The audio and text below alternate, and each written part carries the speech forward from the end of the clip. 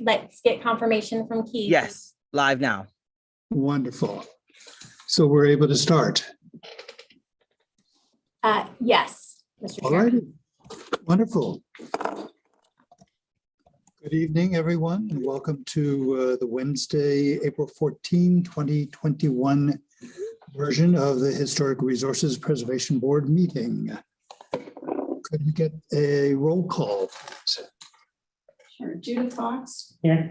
Bernard Guthrie. Here. William Feldkamp. Here. Stephen Pickett. Here. Jeffrey Harris. Here. And Bob Dorinda. Here.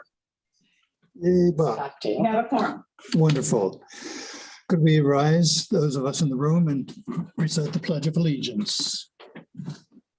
I pledge allegiance to the flag of the United States of America And and to the republic for which it stands, one nation, under God, indivisible, with liberty and justice for all. Thank you. Will there be any additions, deletions, or reordering this evening? Good evening, Mr. Chairman. Yes, we will have one addition this evening under planning issues. So that would be a new item B, and that is going to be a conceptual review for the property at 808 South Palm Way. Okay, planning issues B will be 808 South Palm Way. Thank you very much. That said, can I get an approval of the agenda? I move we approve the agenda as amended. I second it. All in favor, aye. Okay, and approval of the meeting note for the March 10th meeting. Can I get a motion? Move we approve minutes from the March meeting, March 10th. Second. Moved and seconded, all in favor, aye. Aye. Wonderful. All right, now we go to the swearing in of staff and applicants. Ms. Cole. Thank you, Mr. Chairman. Just give staff a moment as we promote everyone to panelists for our attendees. Once you're a panelist, please turn on your video and you can turn on your mic when you're asked to be sworn in.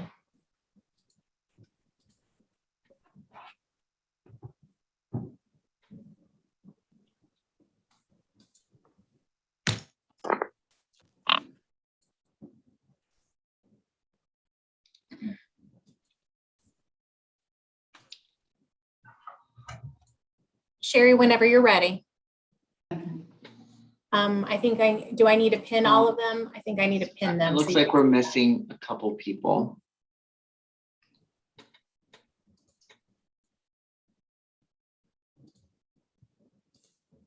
We have one by phone, but no video. Mr. Gutierrez.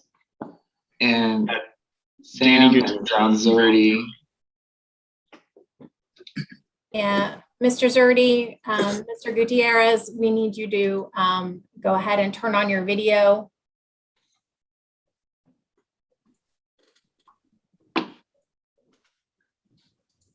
All right, that's it. Everybody.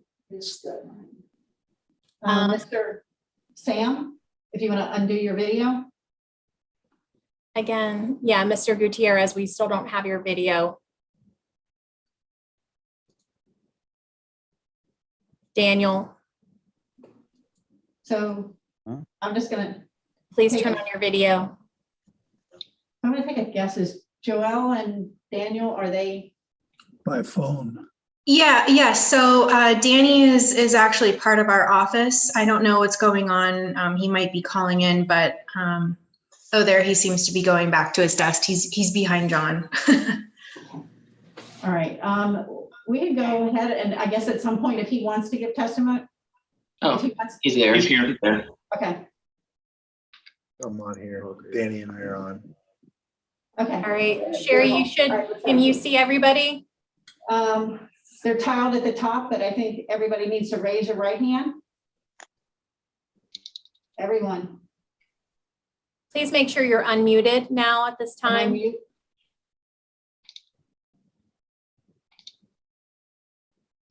Sam, you're gonna need to raise your right hand, please. Raise your right hand. Everybody.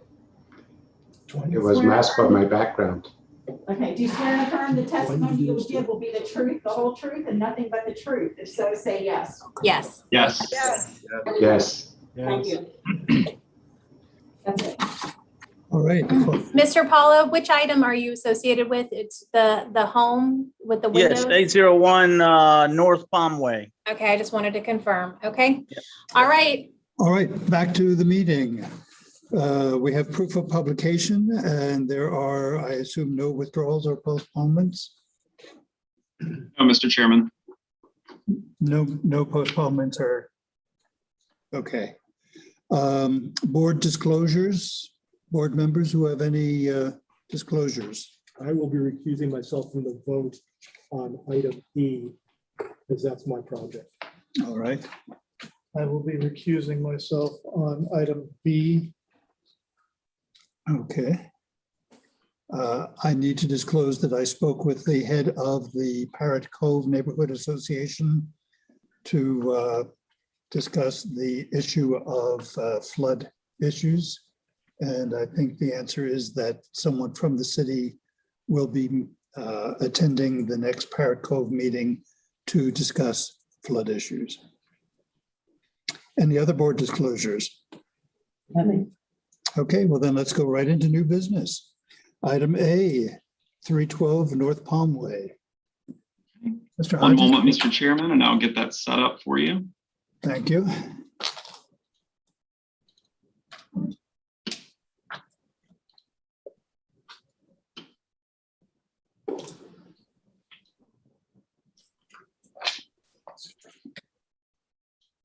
Okay, so good evening. For the record, this is Jordan Hodges, Senior Preservation Coordinator for the City of Lake Worth Beach, and I'll be presenting this item before you tonight. Item A is a consideration of a variance from base flood elevation requirements of the Florida Building Code for the single-family residence at 312 North Palm Way. Okay, so the property owners, again, are requesting a variance as a result of a renovation that was determined to be a substantial improvement by the Lake Worth Beach building official.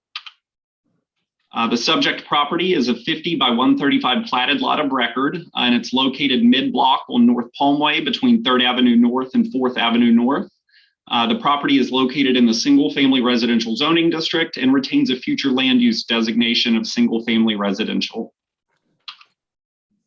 Per documentation in the city's property file, the structure was designed by noted Lake Worth architect Edgar Wortman in March of 1939. And similar to other Wortman-designed single-family residences of the period, the building is designed in a frame, minimal traditional style, featuring a crossed and stepped gabled roof, wood siding, wood double-hung divided light windows, and an asymmetrical facade.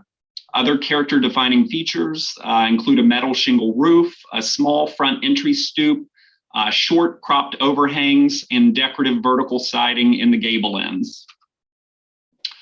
The structure has been subject to some alterations over time. The original wood double-hung windows were removed and replaced with jalousie windows, and the original metal shingle roof was replaced with asphalt shingles. Then in the 1950s, the integral forward-facing garage was enclosed and a new carport was erected in front of the garage bay. You can see these plans here. And then a rear screen porch that was in Wortman's drawings was also enclosed and converted into a Florida room in 1977.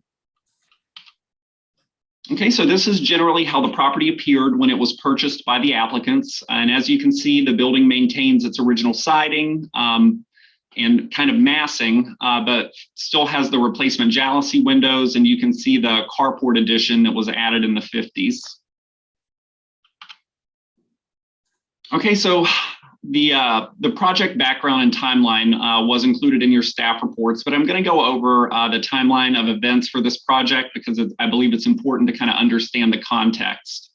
But in June of 2020, the applicant submitted a building permit application for the rehabilitation of the property.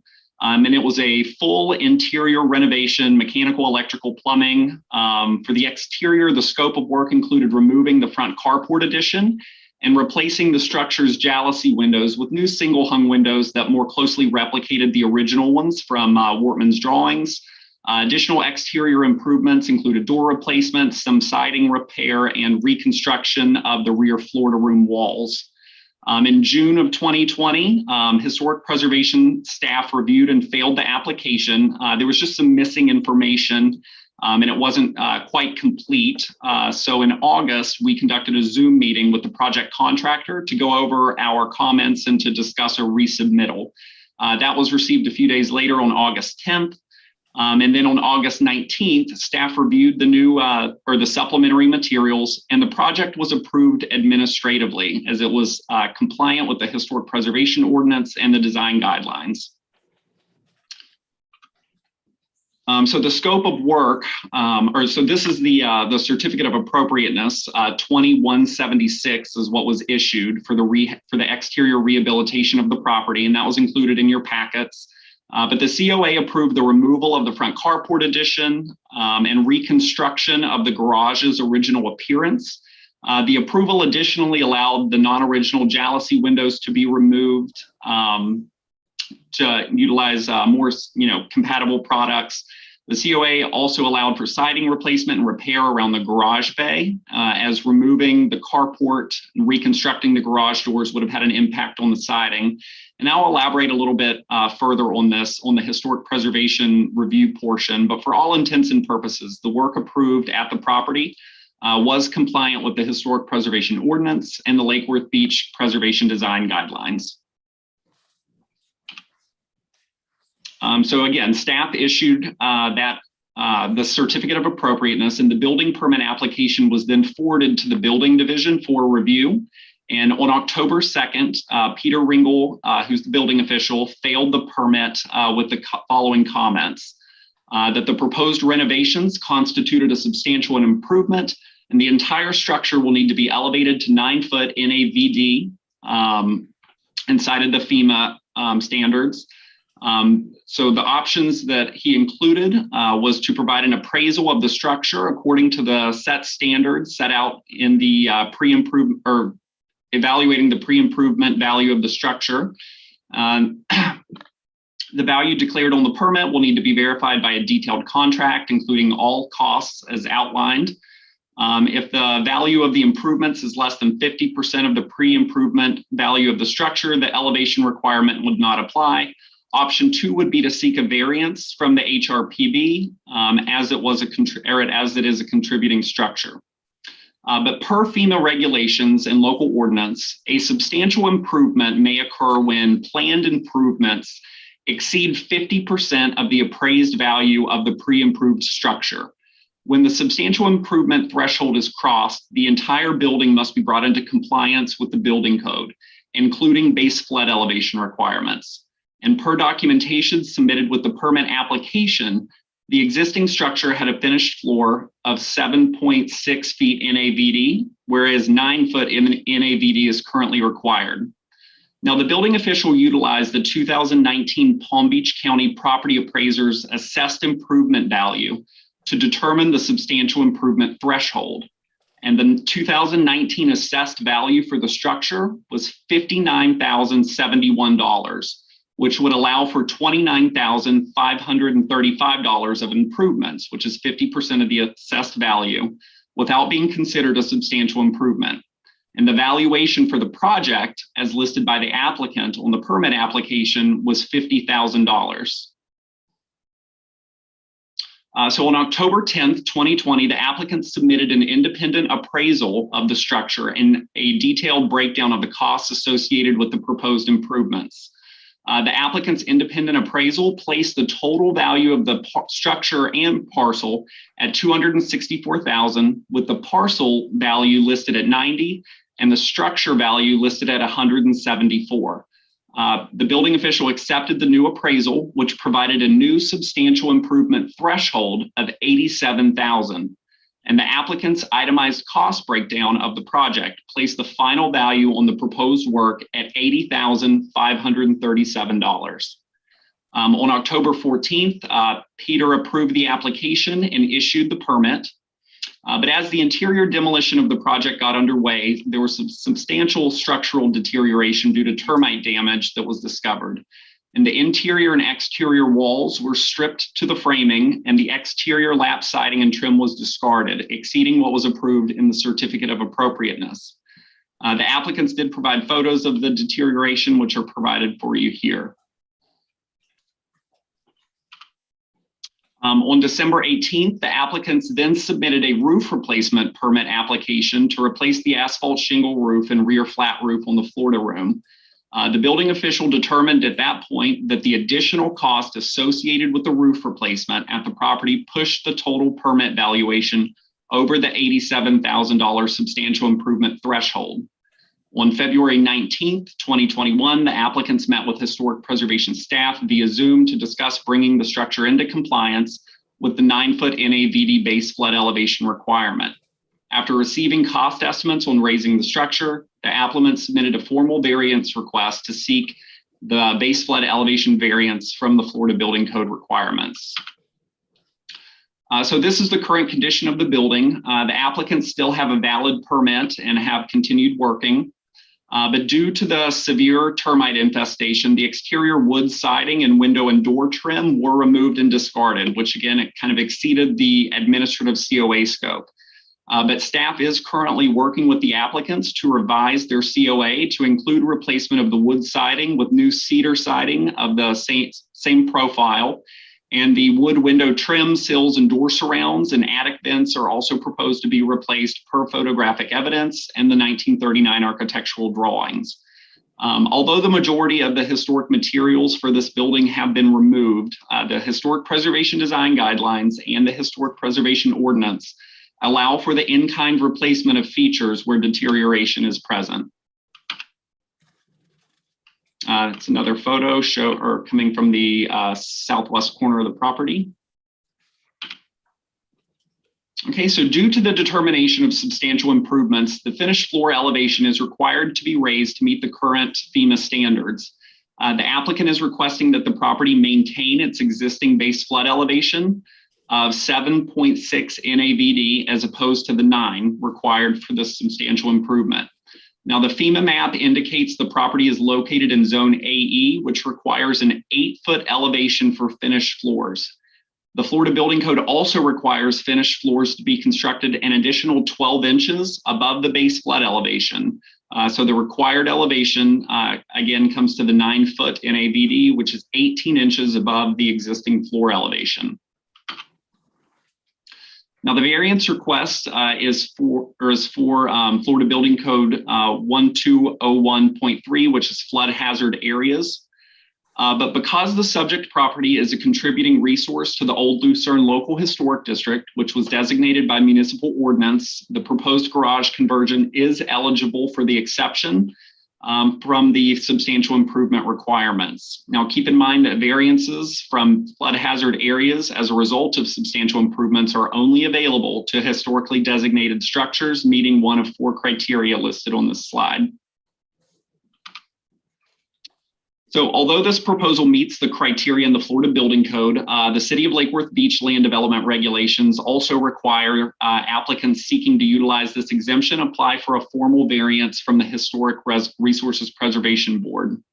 Per section 23.7-7 of the Lake Worth Beach LDRs, variances for base flood elevation requirements should only be granted if the improvement will not preclude the building's continued designation as a historic building. And the variance is the minimum necessary to preserve the historic character and design of the building. It is staff's analysis that the proposed work would not preclude the continuation of the structure's contributing designation, as the scope of work for exterior alterations was approved administratively, as it was compliant with the Historic Preservation Design Guidelines and our local ordinance. Additionally, the applicants are continuing to work with staff regarding siding and trim replacement due to the unforeseen removal of these items. Staff does have concerns that altering the massing and height of the structure could jeopardize its continued designation. Pursuant to City of Lake Worth Beach LDR 23.7-7G2, variances to flood-resistant construction requirements have their own specific variance criteria, and staff has laid those out for you and provided staff analysis. The applicants also provided a justification statement and responses to these criterion, and they were included as attachment E in your board packets. But staff contends that complying with the strict interpretation of the Florida Building Code could result in a disruption to the structure's historic appearance and could jeopardize the remaining structural integrity of the property. The building has existed at its current finished floor height for 82 years, and the structure is compromised due to neglect and deterioration. Failure to grant the variance could result in further losses to historic materials and a visual disruption to the streetscape. Additionally, allowing the structure to remain at its historic configuration below the current required base flood elevation will not increase flood heights, cause additional threats to public safety, public expense, or create a nuisance. Additionally, the variance is the minimum necessary required to allow the structure to be maintained at its current elevation and to maintain the exterior appearance of the historic structure. The building design allows the property to retain its contributing designation, as again, the work approved under the COA is generally compliant with material usage guidelines found within the city's ordinance and the Lake Worth Beach design guidelines and the Secretary of Interior standards. So per review of the building permit application that was submitted on July 16th, again, it was determined by staff that the work proposed in the application was compliant. The scope of work associated with the exterior rehab, again, was approved under 2176, and again, included the removal of the carport, reconstruction of the garage, additionally allowed the windows to be replaced with more compatible products. Again, due to the termite infestation, a lot of the exterior siding and trim, a lot of those materials were removed.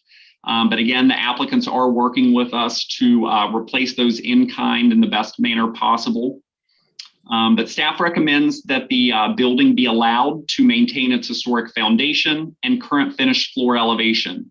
The scale and massing of historic buildings are important character defining features, and frame minimal traditional buildings in Lake Worth Beach generally had short concrete stem wall foundations, which provided a raised finished floor. The structure at 312 North Palmway features an integral car garage, as well as a recessed front porch with just a few steps above grade. And raising the structure an additional 18 inches could result in adverse visual effects to these proportions, or to the proportions of these elements in relation to neighboring structures.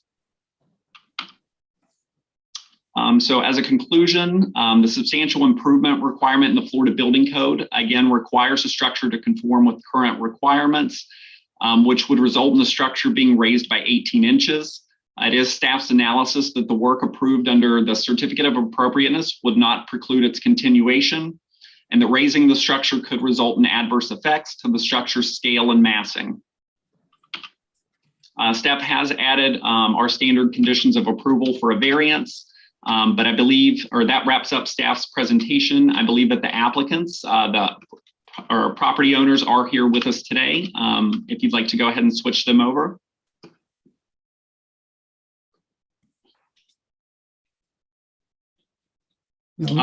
For our board members, the City of Lake Worth Beach building official, Peter Ringel, he's also here with us this evening if you have any questions regarding what could constitute a substantial improvement or anything along those lines. Okay, thank you, Mr. Hodges. Normally we would move to questions from board members, but seeing that we have Mr. Ringel here, perhaps he would make a few comments before we get into our questions. This is Peter Ringel, building official with the City of Lake Worth Beach. I support the application for variance in this case. The applicant has acted in good faith on working with us on all of these things. It's one of those projects where the scope of work, what we call job creep kind of, came into play on this particular one.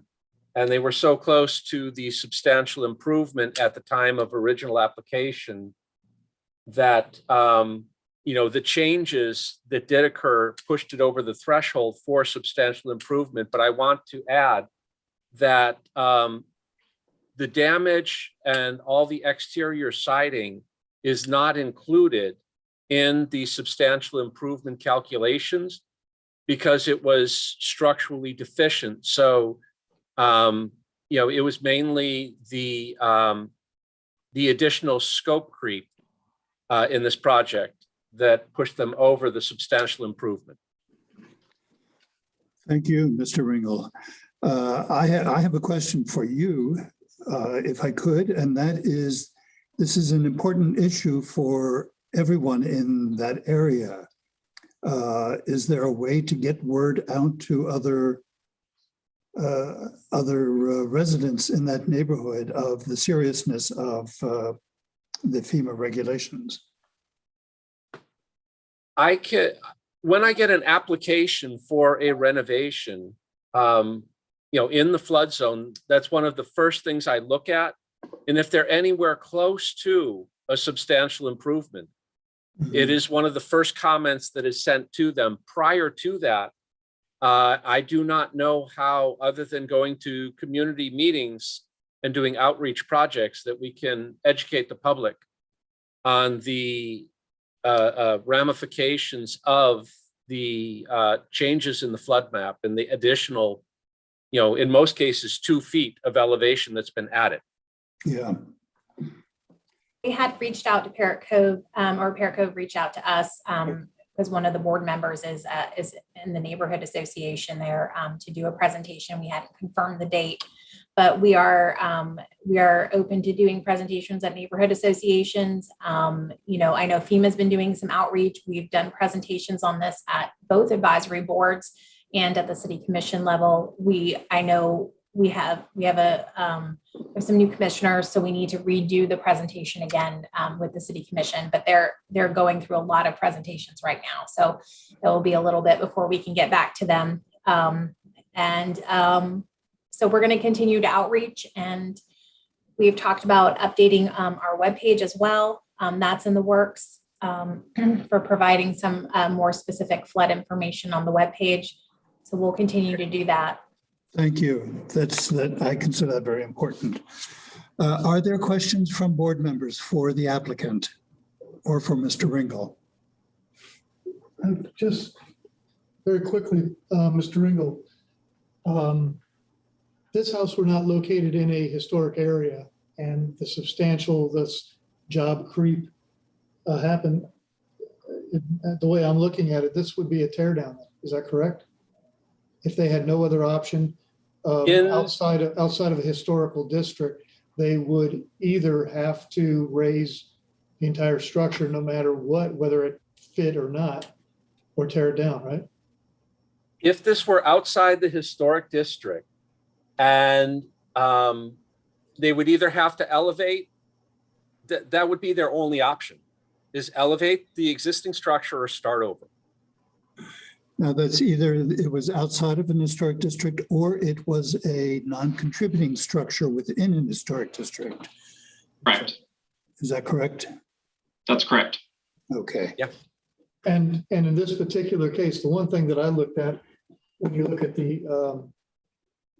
the structure characteristic of the building, the massing, how would you take a frame, minimal construction like this with an attached garage, and the garage height would not come up because that's not a livable space. So the garage would stay down and the rest of the house be raised 18 inches? That is one option. You could add flood vents into the garage and keep it at its existing elevation, which is below the base flood elevation. So there are, for parking and vehicle access, parking, building access, you can have areas below the base flood elevation enclosed. Okay, but there's probably an entrance from that garage into the house. So you'd have steps going up from the garage into the house. That is correct. Okay, as it is now, there are probably 2 steps. Yes. And so adding 18 inches would mean you'd have like 5 steps. Yep. This is going to be a nightmare down the road. Absolutely. Yeah. That's my only comment, but there's a real advantage to these, to anybody that does buy in a historic home. Yeah. I mean, we hear I want to say it again, we hear a lot of complaints about the hoops that people have to jump through in a historic area. And this is going to be a real big advantage that the owner of this structure can maintain it at the same, same elevation, Right. base flood elevation. Okay, are there any more board member questions? If not, are there any comments from the public? I have none at this time.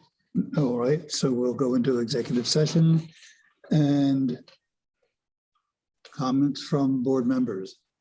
Start with Mr. Pickett.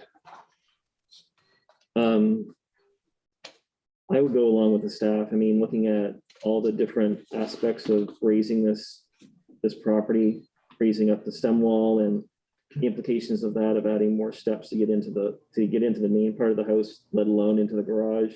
Yeah. The implications of trying to raise the grades, that whole bit. I just. All right, Mr. Dorinzo.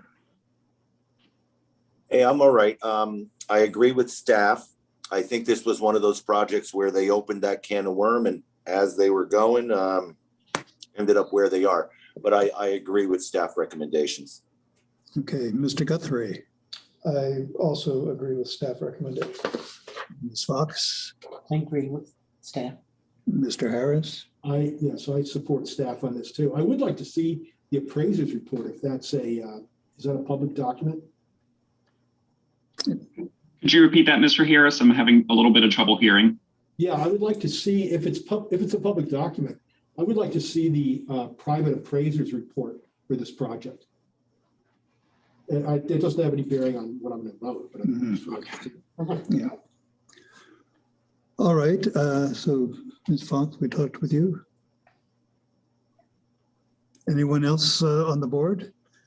Can I make a motion? You certainly may. I move to approve HRPB 20-015000002 with staff recommendations for a variance from base flood elevation requirements of the Florida Building Code for the property located at 312 North Palmway, based on the competent substantial evidence in the staff report pursuant to the City of Lake Worth Beach land development regulations and historic preservation requirements.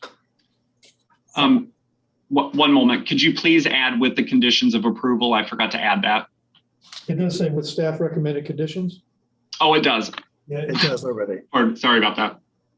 Second. Okay, moved and originally seconded by Ms. Fox. All those in favor, aye. Aye. Opposed, motion carries unanimously. Thank you very much. Thank you, Mr. Ringel. Let's move on to item B, 116 Fifth Avenue South. So just be a moment. Let me move over the attendee. Recuse myself. Oh, okay. I guess I have to leave the room. Yeah. You can't see my facial expression. All right, Mr. Fogel, are you doing this one? Yes, sorry, it'll just be a moment. I'm just moving the attendees and then I'll get it started.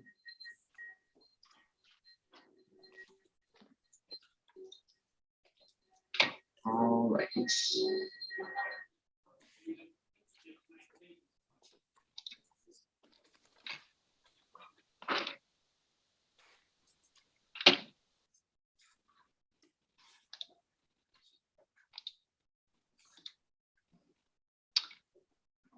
All right.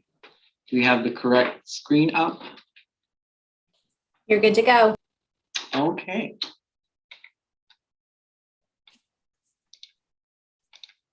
All right. So good evening. I'm Abraham Fogel, Preservation Planner for the City of Lake Worth Beach. Item E is a COA for a plus or minus 175 square foot addition for the single family residence at 116 Fifth Avenue South. The subject property consists of two platted lots of record located on the northeast corner of Fifth Avenue South and South Palmway in Lake Worth Beach. The subject property is located in the MF20 zoning district and retains a future land use designation of medium density residential. For documentation within the city's property files, the single family structure was designed by renowned architect G. Sherman Childs in a Mediterranean revival architectural style circa 1925. Although original architectural drawings are not available, the Florida Master Site File and Historic Designation Report for South Palm Park capture important information about the structure's architecture. The subject property, known as the Lakeside Castle, is a high-style example of Mediterranean Revival residential architecture.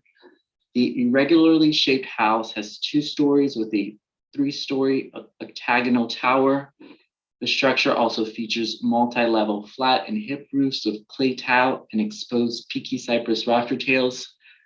And the structure's windows are set in pairs and triplets and feature divided light patterns with arch fan lights or pointed recessed arches.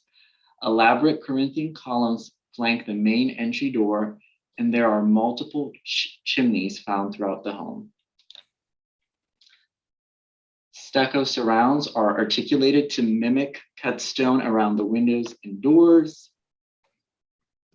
And the structure features a stucco exterior finish.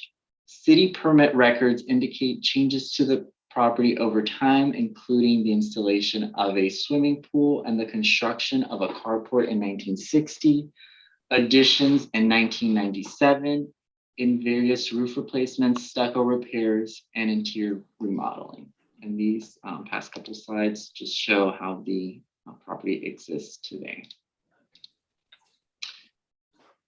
Here we have a property survey, which outlines the residence, improved surfaces with pavers, pool, and a gazebo.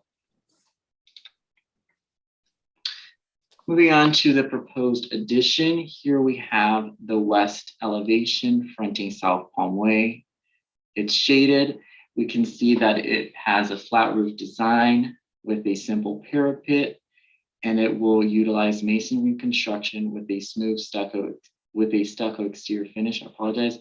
A repurposed pair of 3/3 double hung windows will also be installed on that facade. Moving on to the north elevation, a new 3-light casement window is proposed with a historically compatible sill detail, and it will be more evident in the floor plan, but this site has a notch that conceals the downspout and emergency overflow from view from the right of way.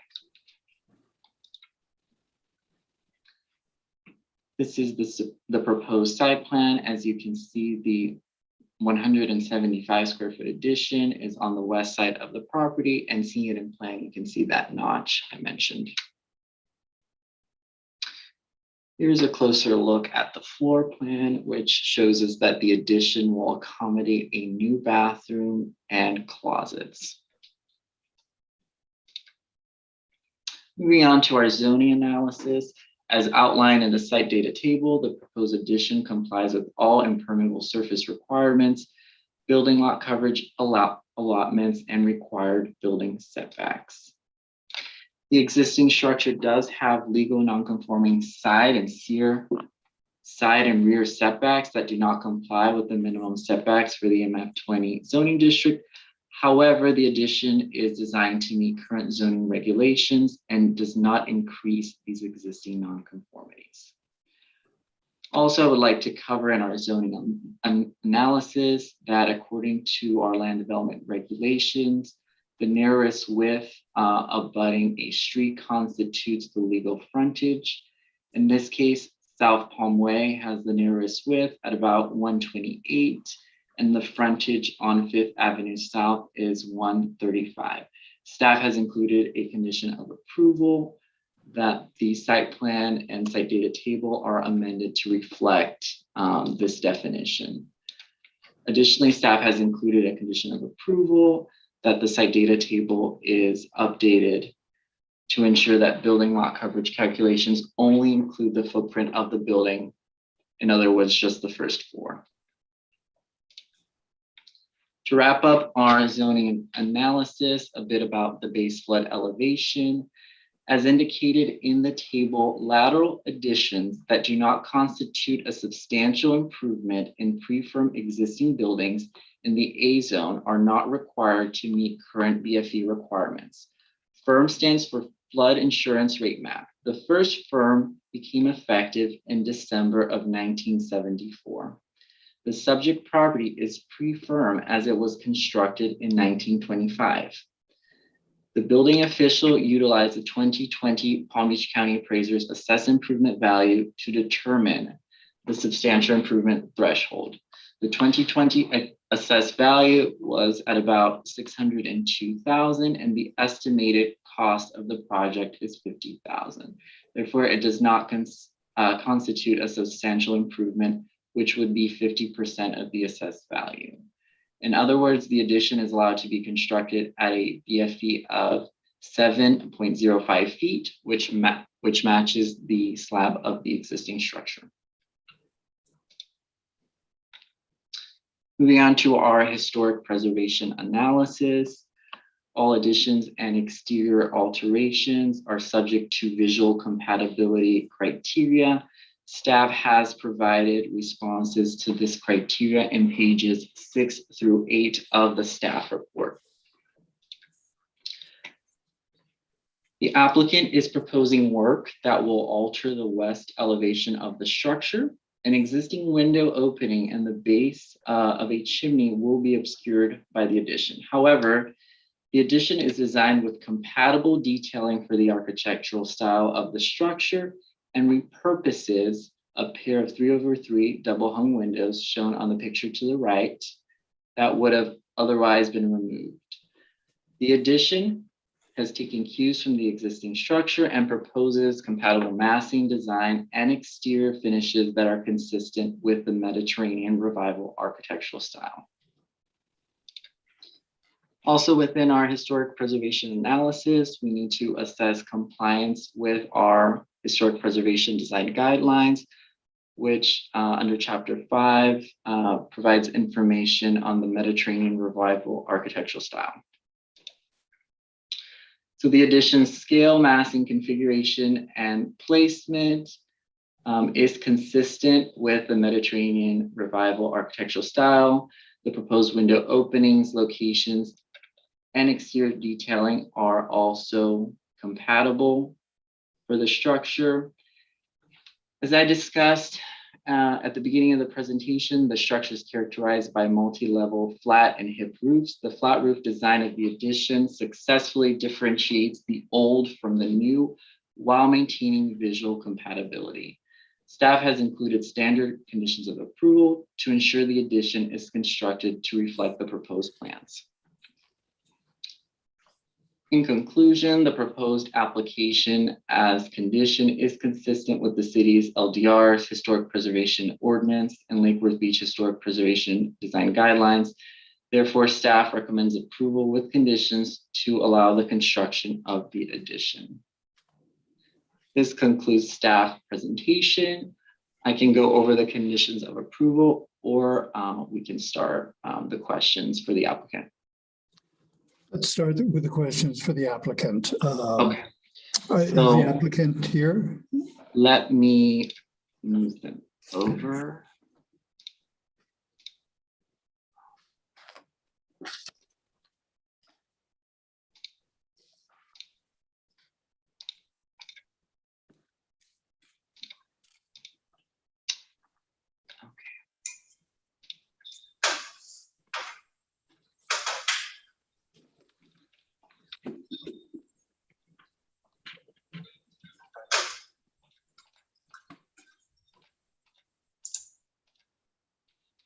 All right, I think we have everyone on.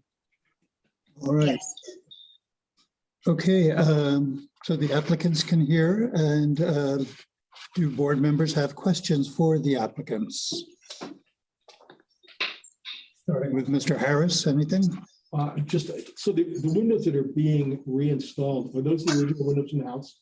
Did you say? Yes, on the elevation that you're looking at, that faces Palm Way, which is the west elevation. Those windows that you see will be repurposed and relocated to the new addition. Now, the smaller window on the north facade is a new impact window. Yes, thank you. On the north elevation, that's gonna match other windows in the building.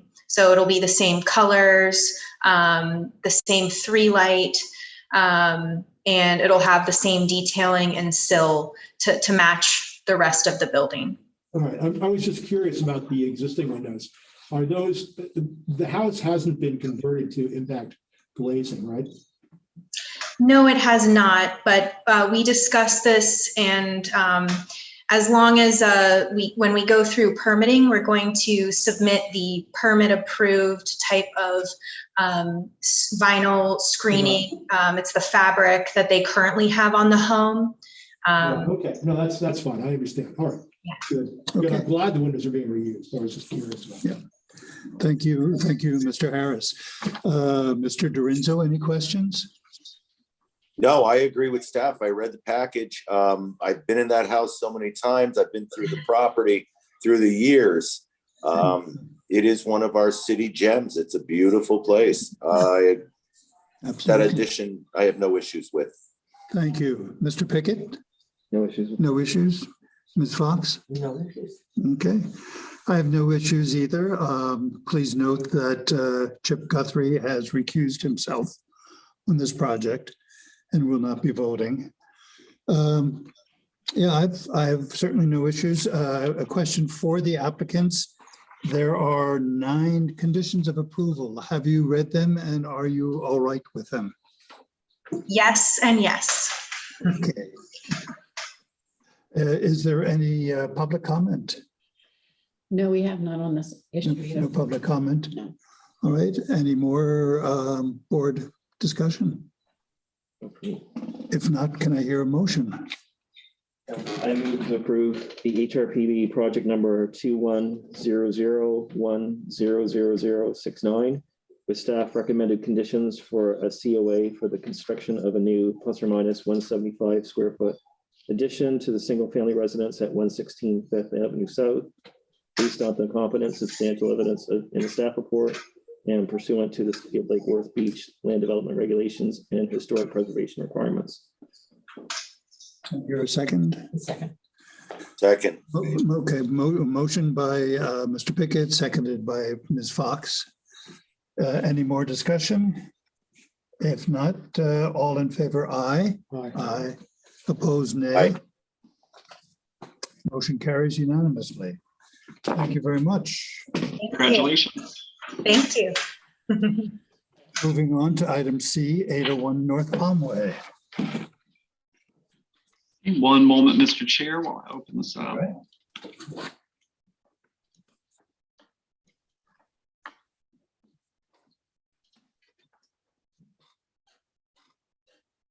Okay, so again, for the record, this is Jordan Hodges, Senior Preservation Coordinator. I'll be presenting item C before you this evening, and this is a COA for window and door replacement for the property located at 801 North Palmway. And this is a non-contributing resource within the Northeast Lucerne Local Historic District. The structure is located on a corner lot fronting 8th Avenue North to the south and North Palmway to the east. The property is a single-family residence located in the single-family residential zoning district. So the structure at 801 North Palmway was constructed in 1997, and the original architectural drawings are located in the city's property file and were included as attachment A. The plans illustrate the building as a 2-story building of masonry construction, smooth stucco exterior finish, and cement barrel tile pent roofs. The fenestration largely consists of single hung windows, but there are some horizontal rollers, some decorative circle and half-light windows, French doors with side lights, and a pair of half-light panel front doors. But the plans show decorative divided light patterns that do not appear to have been installed at time of construction. Illustrated here are the 2 street-facing elevations, which are highly visible. For non-contributing resources, only facades visible from the street, only alterations to facades visible from a street require a COA for exterior alterations. Here is the rear and south elevations. The south elevation only features 1 window proposing to be replaced. The rear elevation openings are still largely visible from 8th Avenue North. Here are some current photos of the building. This is of the front from North Palmway. This is from the North Palmway 8th Avenue North intersection. This is, again, that south facade, and you can see a little bit of the garage area and that courtyard in the middle and the garage area. Okay, so the applicant is proposing an in-kind replacement of all of the structure's single-hung, horizontal sliding, and fixed glass windows and French doors with gray tinted glass that has a visible light transmittance of 10%. Administratively, staff could approve an in-kind replacement with the exception of the gray tinted glass. The requested gray glass does not comply with the VLT minimum of 70% as measured from center of glazing. Also, the applicant has not provided documentation to indicate the replacement windows match the VLT of the existing windows. Pursuant to the COA approval matrix, again, non-contributing resources in historic districts, alterations that are visible from a public street require a COA to ensure that the proposed design and materials are compatible with the district as a whole and to maintain the overall integrity of architectural styling for the building. As a corner property, the majority of the windows being replaced are visible from the street. Only one window opening on the north facade is not readily visible. As stated, the permit application's window types match the existing window types on the structure, so the window configurations are not an issue. The structure at 801 North Palmway, again, was erected in 1997, and the existing windows appear to have gray tint. The proposed replacement products have a VLT of 10%, which is considerably below the 70% VLT standard for window replacement within the historic districts. Again, we're not really sure what the VLT of the existing windows are, but based on visual comparisons of sample glass, the existing windows appear to have a VLT greater than the 10% proposed. And although this is a non-contributing structure and gray glass may have been utilized when the structure was designed, the proposed replacement windows have a very low VLT or a visual light transmittance. Staff's current standards, as outlined in the design guidelines and the COA approval matrix, limit staff authority to approving clear glass, which is defined as a VLT of 70% or higher, for all glazing on contributing structures and for visible windows on non-contributing structures. Although non-contributing structures are not designated as historic, maintaining a visual continuity of streetscapes within historic districts require the review of alterations to visible facades. Further, the HRPB could approve an in-kind replacement for non-contributing windows on facades that are visible from a public right-of-way. Staff is not recommending approval for this application because it is not in compliance with our current regulation because the intensity of the proposed VLT for the new glass. But staff does recommend that the HRPB review the criteria and documentation provided to determine if tinted glass is compatible for this structure. That's all of staff's presentation. I believe the project's contractors are here with us this evening. I'm sure they'd be happy to answer any questions you have, as would staff. Okay, thank you very much. Now we're at the point of questions. Questions from board members for the contractor. I'll start with a question for the contractor. Have these windows been purchased already? Are they sitting somewhere? Yes, sir. This is Raudel Paul. I'm the contractor. I want to thank Mr. Hutchins for his help during the review process, his expertise, and thank you, the members of the board, for listening to what I have to say. Yes, sir. To answer your question, yes, they have been purchased. They are in the warehouse, and they're, obviously they have not been installed. But because of the long lead time that we're experiencing today with windows and doors, more than 6 to 8 weeks out, we went ahead and ordered those prior to getting the permit. And now we are in this predicament. And before I get the next question, I'd like to try to explain in accordance with Mr. Hudge's report and point out the board to the well, I have it here as page 111 of the PDF. But basically, what I want to point out is to the label of the window that we were proposing, that it shows a VLT of 10%. And I have to apologize to the board and Mr. Hodges, that label is incorrect. We submitted a label that belonged to another project. If you look up on the top left corner of that label, it says Mr. Mancini, or let me see, Mr. Santini. That is obviously for another project. I take full responsibility for that.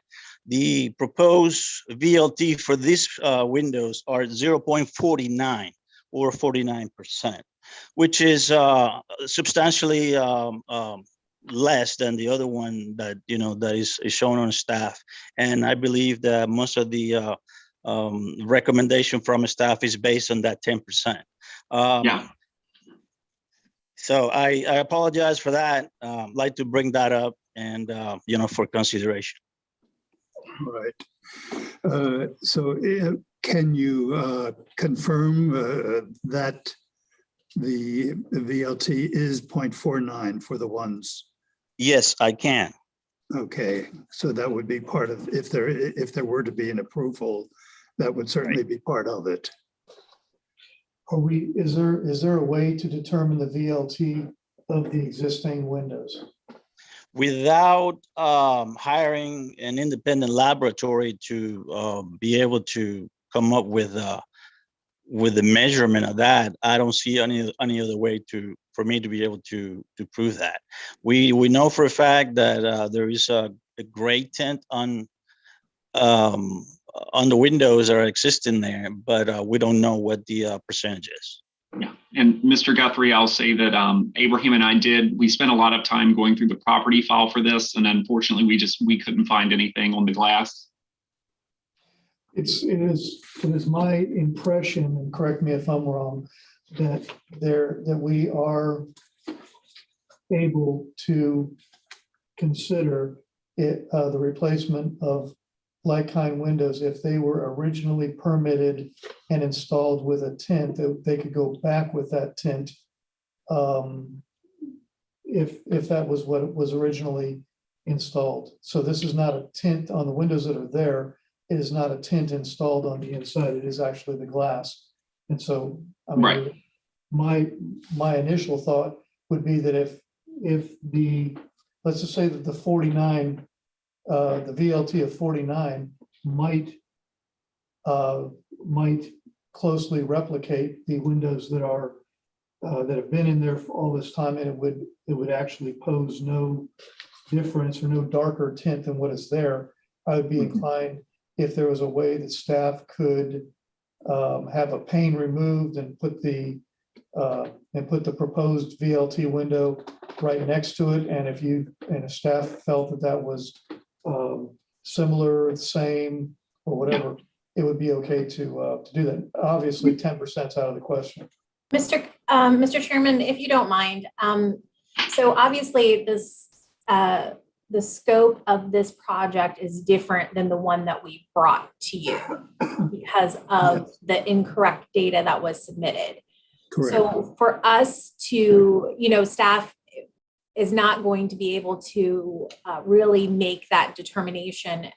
We would really have to just go out in the field and maybe take some pictures of the glass and compare it to the existing glass and bring that back to you at the next meeting.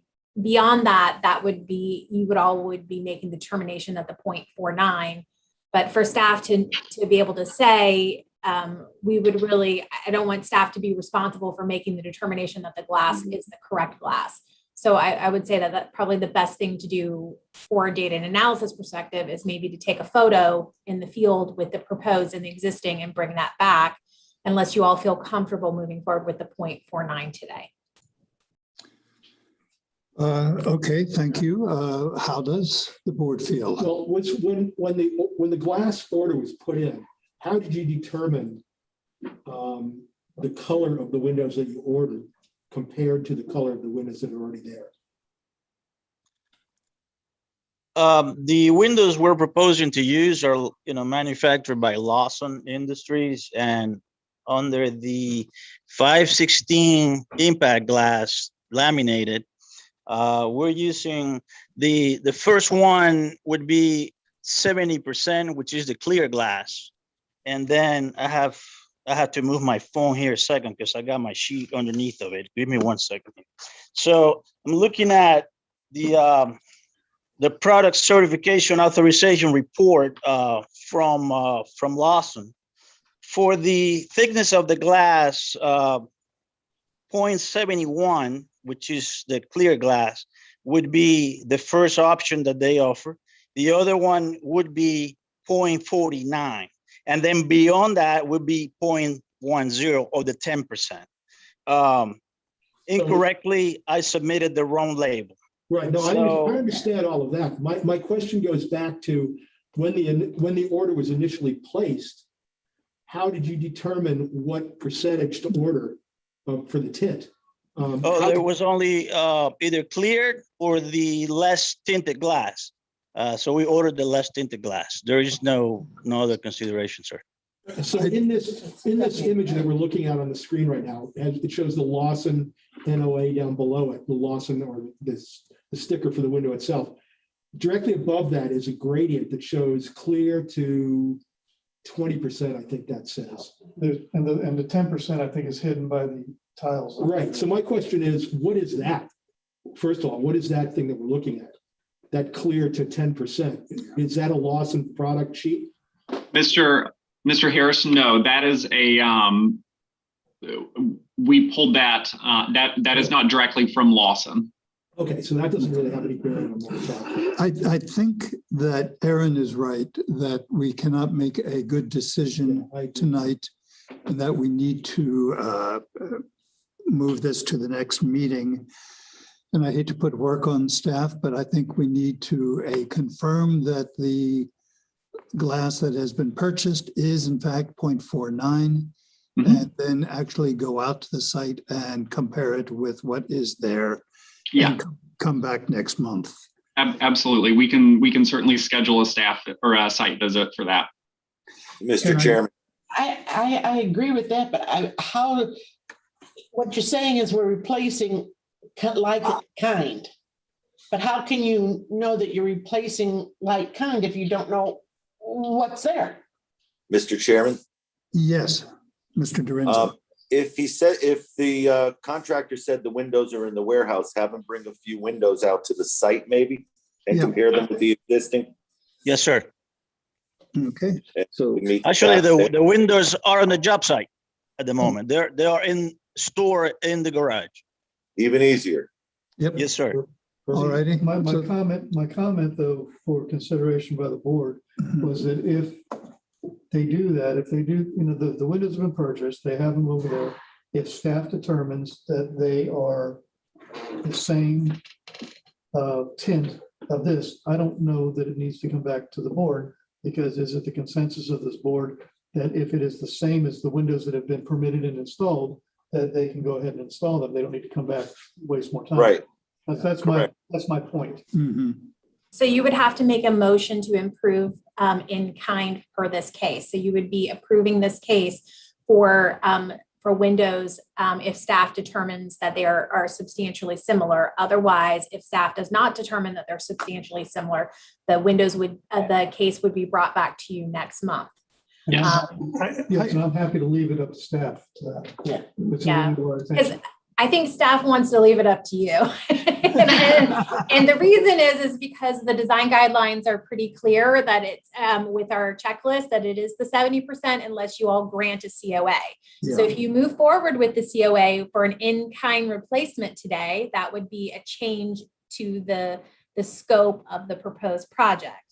And you would say that you would agree if staff can determine clearly in the field that they are in kind. If not, staff will if they feel uncomfortable, will bring it back to you to make that final determination. So I would feel more comfortable if it was brought back next month. Mr. Pickett? So a couple things. So we don't know who the manufacturer of the original windows is. There's no way to look at that and say what they offered for tinting at the time that they manufactured. Apparently not, no. Staff has said that they researched, Yeah. not find the original tinting. If the staff is maybe a little uncomfortable with making the determination, maybe should we have, is there a way to have a professional as opposed, like a window manufacturer or whatever like that, also look at these windows and determine what the tint factor is on them? Could be, I'd leave it to staff to figure out how to determine whether the new windows are darker than the old ones or not. It would, And Bringing the glass out to the job site and looking at it side by side like that. Yeah. I don't know that even that, unless you can take them out of their framing, because you've got the darkness of the house on the inside, whether you're going to be able to determine correctly whether they are the same. So bringing us back pictures, I don't know that that's going to help us determine whether it's light or dark. It's going to, I believe that anything they show with the house in the background is going to look lighter than the ones that show the interior of the home. well, some of those windows are sliders, and it's easy to remove one of the slider lights and put one of the new ones in, or put it next to it. Or hold, put it in Or the hold it doorway. next to it. Yeah, Excellent idea. that's true. We can So- get creative. yeah. I say we make a motion to come back to us next month. Well, why don't you make that motion? I was not given a package, unfortunately, and I can't. Oh, all right. Someone here want to make a motion to Yes. continue this project. I move that we continued until the following board meeting. HRPB project number 21. Make sure I'm looking through it here.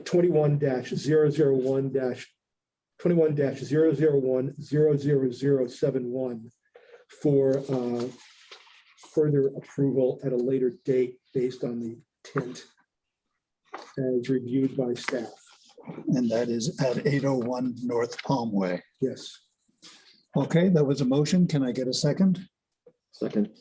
Second by Mr. Pickett. Any more discussion, or can we go to a vote? Okay, again, the, Mr. Chairman, I was the motion to continue the item for a date certain, so we don't have to re-advertise, or I don't think we have. Aaron, this one doesn't require advertisement. Okay. Okay, If you want to do it, it's to me. all right. Well then, I don't have a comment. Go ahead. okay. All in favor of the motion to continue, say aye. Aye. Opposed, nay. Motion carries unanimously. Thank you. We'll see you next month. Thank you, guys. Appreciate it. Okay, let's go on to the next item, which might be item D, 122 South K Street.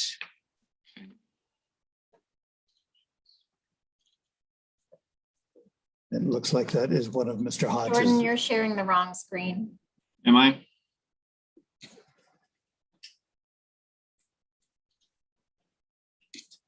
Is that correct?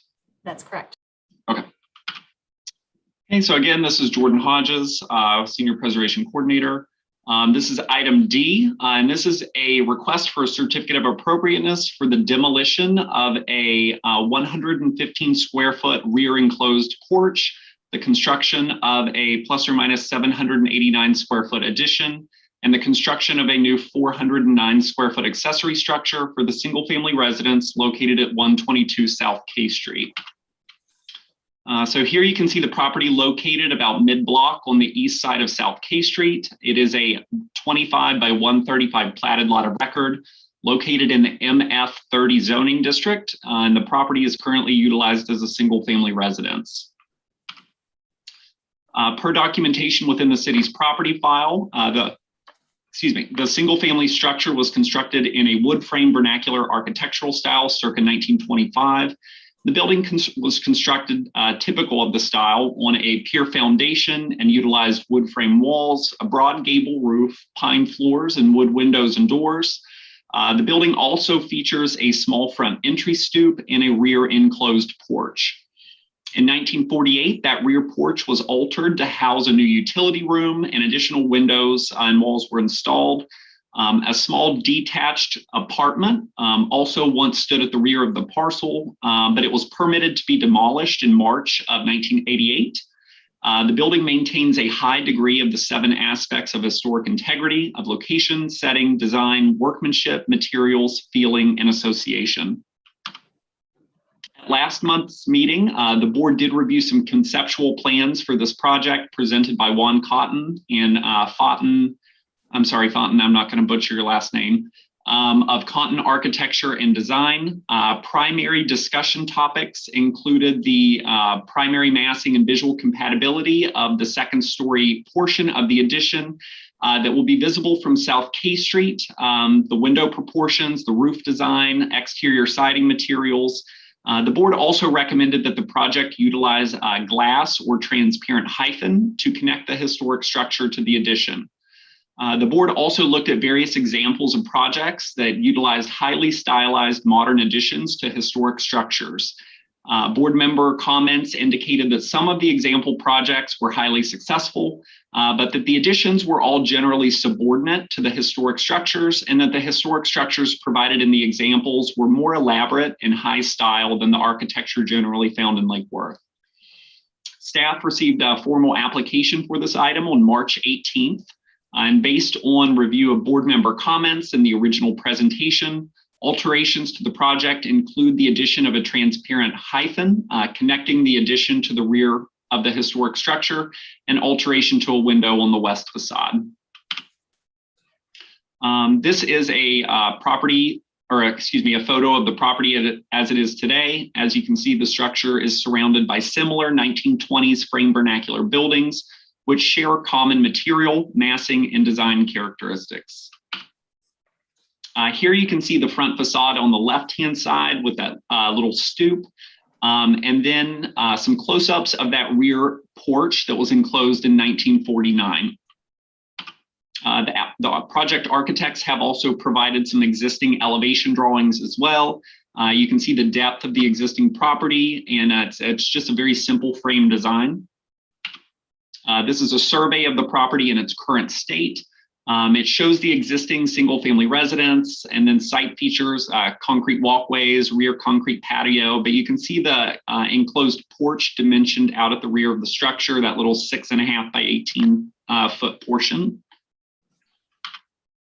So the applicants are requesting a certificate of appropriateness for the demolition of that rear enclosed porch, the construction of a new 2-story addition, and the construction of a single-story accessory structure. You can see in the drawings here, there's a narrow connector joining the addition from where the old enclosed porch used to be, and a rear single-story accessory structure, which is sited about 18 feet from the rear alley. As outlined in the site data table, the proposed addition and accessory structures comply with all impermeable surface requirements, building coverage allotments, and the required setbacks. The existing historic structure does have legal non-conforming side setbacks that don't comply with the minimum requirements in the LDRs, but the plans do not propose expanding these existing non-conformities. Additionally, the parcel at 122 South K, it is located in the medium density multifamily residential zoning districts. But the land development regulations require a minimum of a 5,000 square foot lot and a minimum lot width of 50 linear feet to be eligible for 2-family or multifamily construction. As the subject parcel does not meet the lot area and width requirements lot width requirements, development on this parcel is limited to single-family residence and incidental accessory structures. So the proposed accessory structure will not be eligible for a business license and cannot function as an accessory dwelling unit. So these are the proposed floor plans of the primary structure and accessory structure. The rear addition is 2 stories and features a downstairs living area, a powder room, and access staircase to the 2nd floor. The 2nd floor features a gym on the west side and a full bath and a 3rd bedroom for the structure. The accessory structure, again, is single story and features a living room, bedroom, a kitchenette without a cooktop, and a full bath. You can also see on this plan that the accessory structure's porch is located about 8 feet away from the addition's rear porch. So they're pretty close. The proposal, first off, we'll talk about the demolition request. Again, the rear porch took its current form in 1948 when it was altered to house a new utility room. But per Secretary of Interior Standard Number 4, most properties change over time, and these changes that have acquired significance in their own right shall be retained and preserved. Staff contends that the rear porch is an important element to the existing resource. Although not completely original to the building, the porch was constructed more than 50 years ago in a manner that was indicative of its time and construction and really complementary to the 1920s frame vernacular. The porch is to the rear of the structure and it's not visible from South K Street. So staff recommends that the board discuss Secretary of Interior Standard Number 4 and determine if that porch has gained significance over time. So now we'll talk about the connection. If the porch is removed, the connection that connects the historic structure and the addition. So the proposed addition is designed in a very contemporary architectural style that utilizes a box form with very sparse architectural detailing. But the addition utilizes a short hyphen with glass walls and a glass roof to connect the two-story addition to the existing historic building. This was a recommendation provided by the HRPB during the conceptual review last month. And it is staff's analysis that the connection is discrete and it is scaled appropriately and it does not visually compete with the historic structure as it's kind of placed to the rear of the building. But as illustrated in the architectural plan set, the hyphen connects to the historic structure at the fascia of the gable overhang. Staff recommends that the glass connection be placed under the overhang, connecting the rear wall of the historic structure instead of tying into the existing roof line. So all additions and exterior alterations to structures within a designated district are subject to our visual compatibility criteria. Staff reviewed that criteria and provided answers to those on pages 6 through 9 of the staff report. The applicants also submitted a justification statement kind of answering some criteria, and that was included as attachment D in your packet. But the primary massing of the addition is 2 stories in height and features a flat roof, which is visible from South K Street. The west facade fronting South K Street features a single square window with no additional detailing. Now the rear facade features a 2nd story kind of projecting balcony that is supported by this kind of organically formed wall, which is integrated with a vertical wood rail system. Additions to historic buildings should generally always be secondary and subordinate to a historic structure. But although the addition is 2 stories, it is set back from the street behind the massing of the existing building. Per the architectural drawings, the midpoint height of the gable roof of the historic building is about 12 feet, and the addition's flat roof is about 20.5 feet tall. But aside from the difference in height, staff's primary concerns with the addition include its shape, its fenestration, and its exterior building materials. Now, per Secretary of Interior Standard Number 9, new additions, exterior alterations, or related new construction shall not destroy historic materials that characterize a property. The new work shall be differentiated from the old and shall be compatible with the massing, size, scale, and architectural features to protect the historic integrity of the property and its environment. Now, the addition's design is starkly different than the design of the wood frame vernacular residence and its surrounding structures in the streetscape.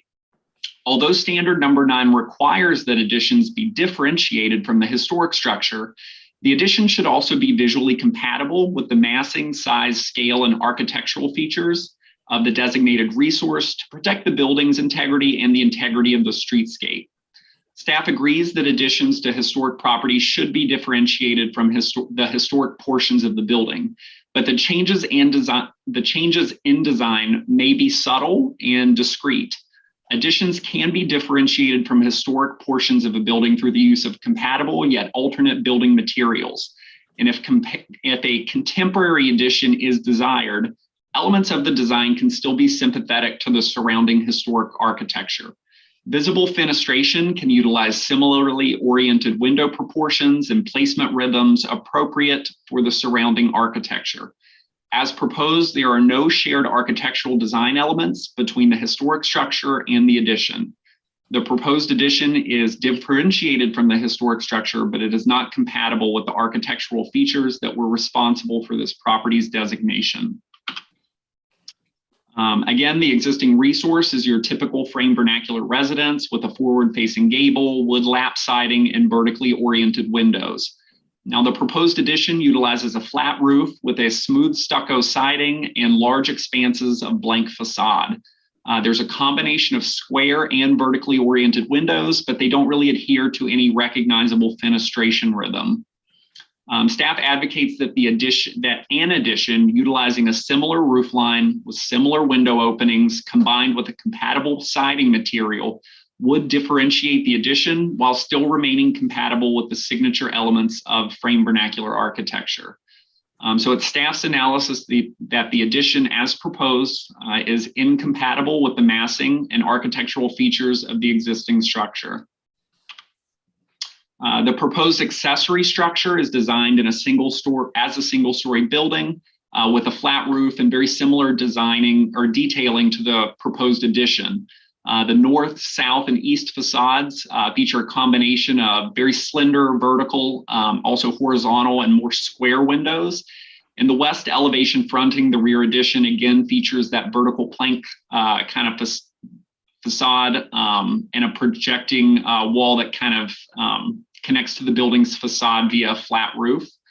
The building's height is around 10 feet tall, and the structure is placed at an 18-foot setback from the rear property. Although the design of the structure is contemporary and its massing is pretty atypical amongst the surrounding frame vernacular buildings, it is placed at the rear of the parcel and would not be readily visible from the street. Illustrated here is the front of the accessory structure to the left and the rear of the two-story addition to the right. These elevations would be facing each other and their porches standing about 8 feet apart. So for the design guidelines compatibility, portions of the proposed work will result in direct visual effects on the surrounding properties within the Southeast Lucerne District. It's staff's analysis that the proposal could result in adverse visual effects to the existing contributing resource and neighboring structures within the streetscape. The contributing resources at 120, 124, 126, and 128 South K Street are all single-story frame vernacular buildings that share characteristics indicative of that style.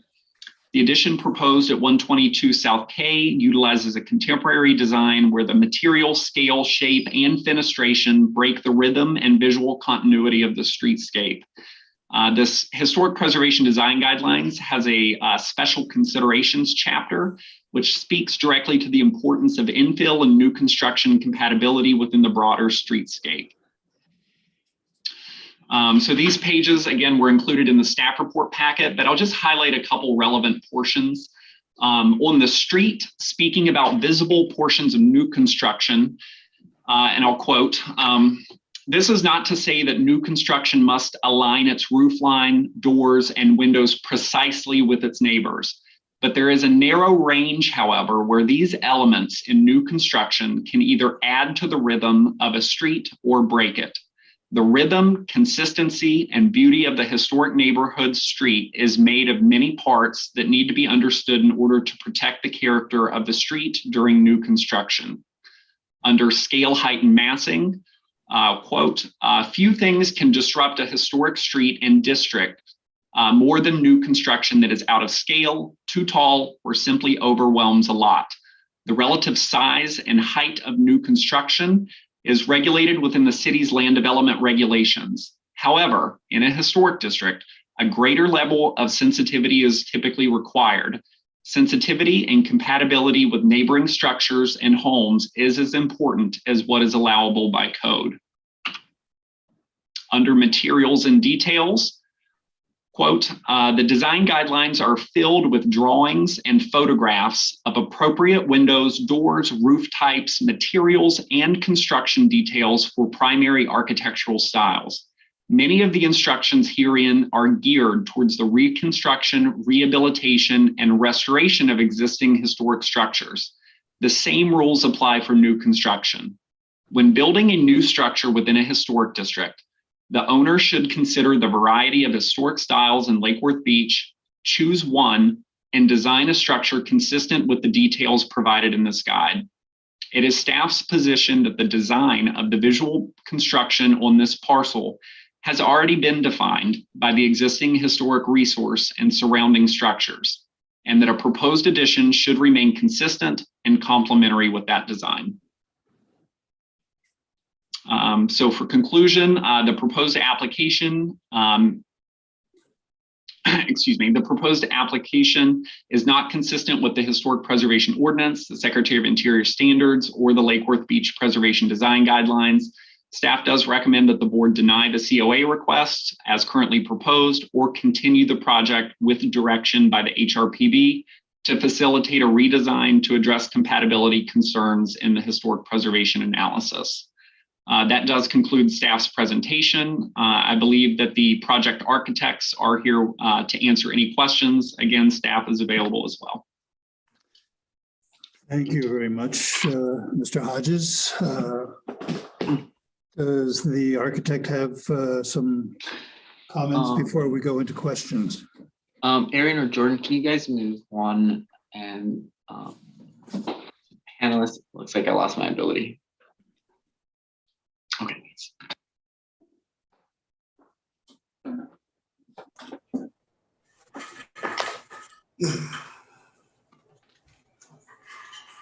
Hello. Hello. Can you turn your camera on, Juan? Perfect. Yeah. Yes. Hello. My name is Juan Conti, and I am the architect of my firm of the proposal in front of you at 122 South K Street. We have come back to you after some comments and things that happened the last meeting, and took some of those things in. We a little bit surprised, I guess, with some of the staff recommendations, only because in the last meeting, I believe one of the issues was that Lake Worth wasn't completely ready for some of the type of historic preservation changes that had gone on. And I mean, we had showed some different things in our previous presentation about how some of the modern design had been put in with the historically preserved things. So we did receive some pretty good criticism, I believe, last time on the meeting. So we followed some of that. And there were some things, I would agree that with the glass piece connecting the building, the new structure, to the old one, that would be fine to put some of the structure down below the roof line. And I have no problem with some of that. That shouldn't be an issue at all. We had spoken to a glass manufacturer, some of that. In addition, for it being subordinate, we took the house may not agree with some of the setbacks that are in place today, but the addition, we try to make it as subordinate as we could by making it thinner than the actual house itself. In terms of the detail of the outside, we chose, I guess we had spoken last time about it, and we spoke about some of the outside and thought that the smooth stucco would be a good contrast. We have no problem changing it to a type of vernacular wood on the outside if that would match more of what would be more appropriate for matching the vernacular. I would want to add that Lake Worth is getting a lot of different things in the historic districts. As of last year, there was a container home style project that was extremely modern and was also approved in the historic district a few blocks from this. And I mean, more modern than that. It was probably much more modern than this. And I'm just a little bit, it's just a little bit strange that if it doesn't really match, there are other projects that have been approved in this type of style. So knowing that, I believe that they don't have in the Lake Worth charter some of the relevant connections to this type of architecture that takes some of the historic preservation material and then also matches it with the modern style that's connected to it. I understand that the staff doesn't have the material or the, I guess, the go ahead with that and the LDRs and the things. And I think at some point, Lake Worth would have to basically confront some of that to see how these new additions and things would have to come in. Because I think you'll see more and more of. Thank you very much. Let's go into questions from board members. Are there questions? Well, George, Mr. Harris. Could you put that, the image you had earlier that shows the proposed street front and then the actual photograph, top, one above the other? Yeah, that one. Okay, thank you. First of all, I understand the difficulty of trying to marry a modern addition to a new or to an older, much smaller house. Unfortunately, you're in a situation here where the lots are super narrow. And I believe that this is just so blunt that it's hard to, I don't know, it's hard to appreciate what you're trying to do here because it's such a contrast to everything around it. And unfortunately, this perspective that you did that shows the flanking houses really bears no relationship to the two houses. I wish you would put in if you would put in just the tree on the adjacent house to the right, that would have made a huge difference in showing us how we could possibly see that addition behind the old building. In addition to that, both of the buildings on either side are way bigger than the buildings that are actually there. And so I feel like we're kind of being flim-flammed into believing that the addition is much smaller than it really is because each of those buildings dwarfs the building in the middle. Whereas in fact, the rhythm that's actually there is very consistent. Whatever you decide to do in the back, I really don't have much of a problem with that, but the front elevation of this, it just doesn't, I don't know, I just don't understand it, honestly. Other questions from board members? I have a question for staff, I guess. It seems there's 2 parking spaces in the rear. Is that correct? There is room for, so the structure currently doesn't have any parking. Let me find the. With a renovation of this size, wouldn't we expect there to be a parking requirement? We did provide parking in the back. There is a space in the back of the new accessory structure. Yeah, so we would want to have that included on the site plan. You're right, Mr. Chairman. As parking. Now, if I'm not mistaken, we now require an additional 8 feet or 10 feet. So you could fit a parallel, you could fit a parallel spot there. What you're speaking about is a perpendicular spot, which now requires a 20-foot back out, but that 20 feet also includes the width of the alley. So it typically adds about 10 feet to a perpendicular spot, which would put it at a 28 feet. I would think that would be a requirement to move that accessory structure forward by 8 feet, so that you have the 28 feet. You could still fit a parallel spot there. I believe our parallel requirements are 9 by 22, and on a 25-foot wide lot, you could still fit a parallel. Yeah. So do we not have a parking requirement for this project? I would think that we should, but okay. Other board member have questions? Then let's, do we have any public comment on the project? No, I've received none on that. Right, well then let's go into a discussion. Who wants to start? Mr. Dorinzo, do you want to start? I'm truly leaning towards staff's recommendations on this one. So am I. A lot of addition on a little lot. Mhm. Now, as far as the ancillary structure, that is just extra living space to the main structure is basically the determination, since it's not a second unit, it is a ancillary structure to the main dwelling. Excess living, extra living space. That is true, Mr. Chairman, or I'm sorry, Mr. Dorinzo. That's fine. And that would not change, the parking is 2 spaces for this particular property because it's a I single think family. it's only one because it's a 25-foot wide lot. 25 foot lot, so it's the one. Yeah, they can fit out one parallel in.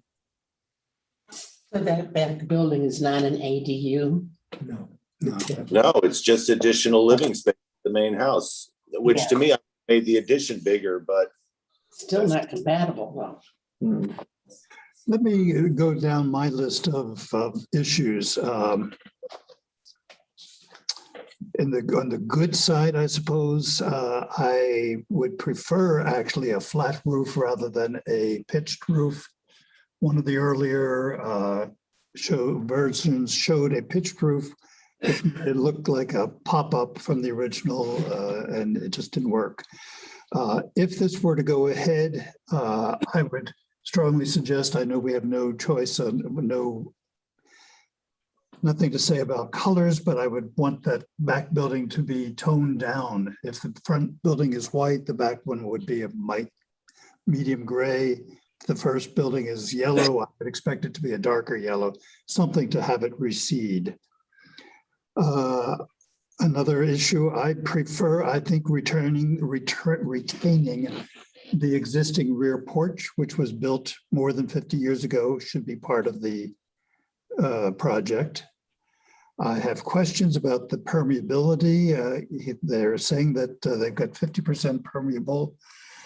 I suppose the deck between the 2 buildings could be considered permeable, but even if you're going to have a single car parking space in the rear, I don't know that that would be permeable. I think the hyphen is too narrow. I think that the new addition from the front is extremely formal and symmetrical, and that's fine. But if it's going to be formal and symmetrical from the front, it needs to be formal and symmetrical from the sides. So any windows on the sides would be centered and identical to whatever the window is in the front. I think that that it would need to read as a monolithic cube, which would prevent the swoopies on the rear from extending around the side, so that perhaps the balcony in the back would be just a balcony and not extend up towards the roof line. I see that the architect has done a 10-foot floor to ceiling on the first floor, which is taller than the existing ceiling, I presume. I don't see that. I would suggest that be reduced from 10 feet to 9 feet. I noticed the architect has only an 8-inch thickness for the roof of the second floor, which would not account for any water runoff. I doubt that he's going to be able to do that. And basically, I think that from the front elevation, it is incredibly incompatible with the neighboring structures. That's my thoughts. Other comments? I think to build on that, and what the staff had also said is that that street and that neighborhood has very specific characteristics to the type of structures that are there. There are other structures that are in the outlying blocks, and specifically at the corner of the northeast corner of Second and K. There's a block type building that's just been refurbished and it looks quite nice. But there's other buildings that have that block kind of form to it. I think that there's a better way to integrate this addition into the neighborhood to make it look like it fits in and not try to exactly replicate it looking like an historic building. But I agree that it's at this point in time, it's not compatible. And I think that the mass of it's a little large. I would go further and suggest that the program be flipped front to back. If the client is looking for a non-ADU, but I don't know what that back single story thing would be, accessory structure. That accessory structure has about the same square footage as the existing front house. You might make the front house the accessory structure and build a two-story building in the rear for the main family use. That would put a two-story building further back on the site. And the front house would be the accessory structure. I don't think you could do that because the historic structure is the front house, and whatever they do has to be subordinate. Yeah. So we would run into maybe an issue with that. We do have a code provision which says that accessory structures cannot be between the primary structure and the public right-of-way. So your historic structure would almost have, just because the way the lot is sited, would probably have to remain the primary. They may be able to connect the homes through a breezeway or something if they wanted to do the two-story structure in the rear. So it's one continuous single family home. That would be a solution. That would be a solution. I'd like to make this comment. I was kind of surprised when this was brought up last time that, and the board, and even this time here, the board is fairly cool with the artistic design of the rear structure, which again, because it's actually going to be seen from the other structure and really not from the street or anything else. But this is when you've got this particular architect who definitely has style in this. In other words, you don't ask Edgar Wardman to build a contemporary structure. I mean, Edgar Wardman was building the frame vernaculars and those particular structures.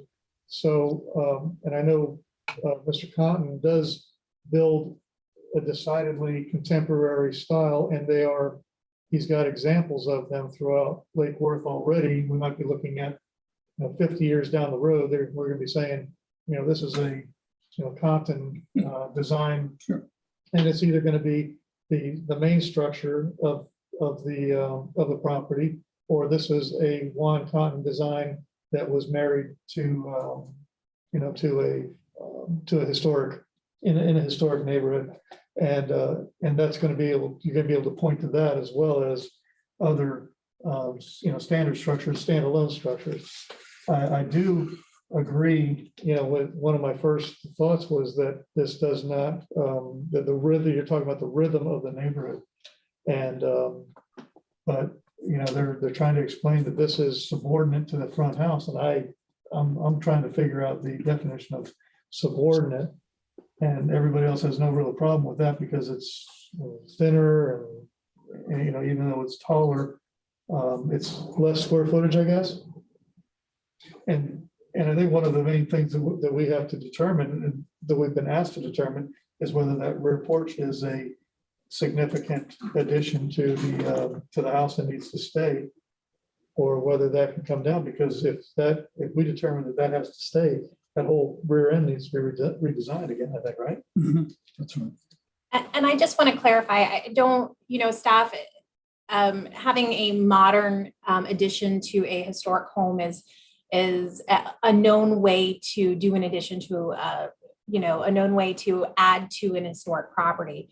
And, being subordinate can mean a lot of things. It doesn't necessarily have to mean shorter than, so some of those, so if there's a way that you can give some guidance to the applicant on how they can make this subordinate and more of a compatible transition, I thought the board as a whole, but in particular, the chairman and Mr. Harris had some good thoughts with, when we looked at some of those photos of examples where the historic or the modern addition was larger than the historic property, that those were more seamless transitions. And I think here, just with what Jordan was saying, is just in this particular context, this is a difficult task to accomplish. And we all admire Juan's Compton's work, of course. So I don't want to, but this is a difficult situation. Could I add to that, actually? As speaking for the client who came to us originally, like they wanted to just add something in the back really originally, like to add an accessory structure because they wanted more space to have a guest or something. And that was the original, like how it started was just looking into what the requirements would be for an accessory structure, which is in the code. It would be 40% of the primary structure. So 40% of the primary structure right now would give us like 200 square feet. It's not enough for a bedroom or anything like that they can do.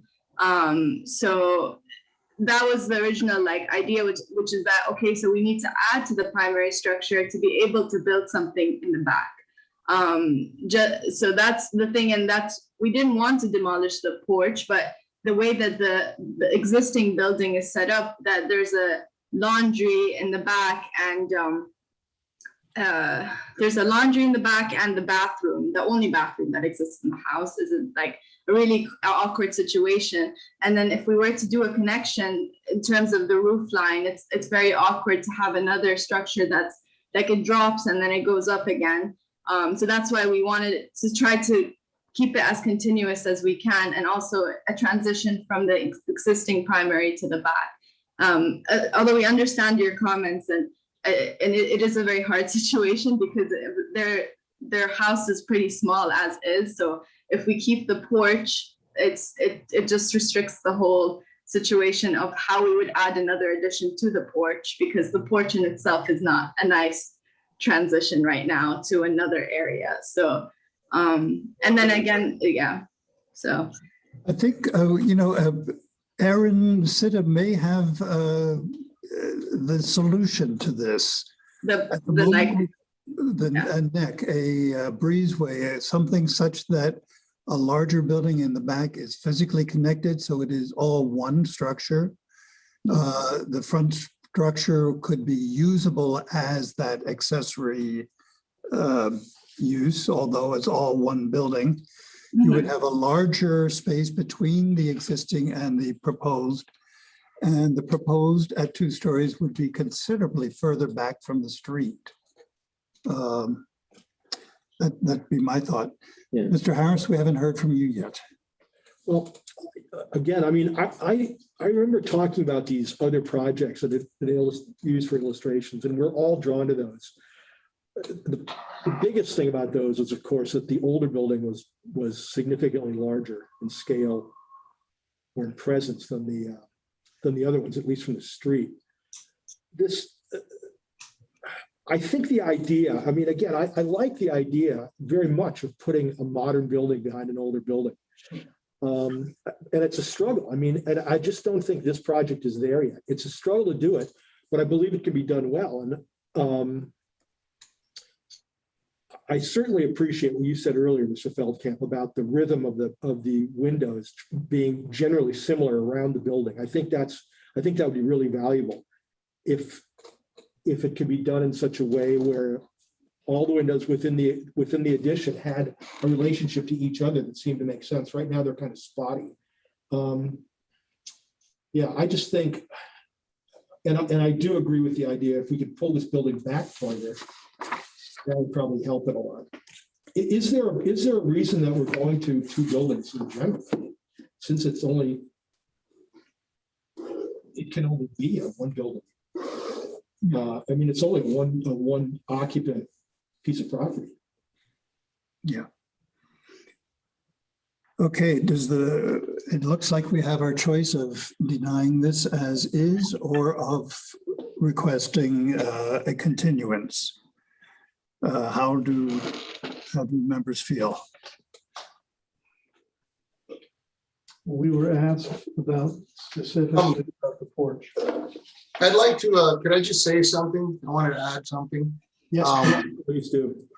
I have no problem with client. I mean, they really love Lake Worth. They wanted to be here. They wanted to do something for this house, and they wanted to do something special. But we came in, I guess, the last time, and we came in especially for really showcasing a bit of what the project was like. And we got a very different response, I believe, last time we came, and it seemed a lot more positive. So some of the things I was hearing, like we showed 3 different facade types, and that were one was much more similar to what it was up front. One there were 2 that have roofs with slants on them or things like that. And we were hearing, oh no, have a more cubic form. It's a little more, it's better. And then also remove the building and have a glass piece in between. And I have no problem following and working. I mean, I was on this board that you guys are sitting on for 4 years. And I can tell you that, I understand how things come through and things are very difficult, especially this is not a very easy project at all, I have to admit. But if we start adding things like not colonies, but let's say some type of breezeway to come through and whatever, I feel that, still the project may have some of these same concerns that I was hearing from Jordan, because I believe that the city really hasn't had an opportunity to have a project like this yet, like many other cities have. In Europe, they happen all the time. In Key West, I've done several projects like this.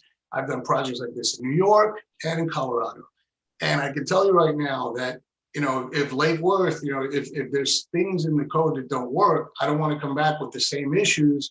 And then we're back in the same seat. So I really would like to progress and do something that would be positive and that I could really build on.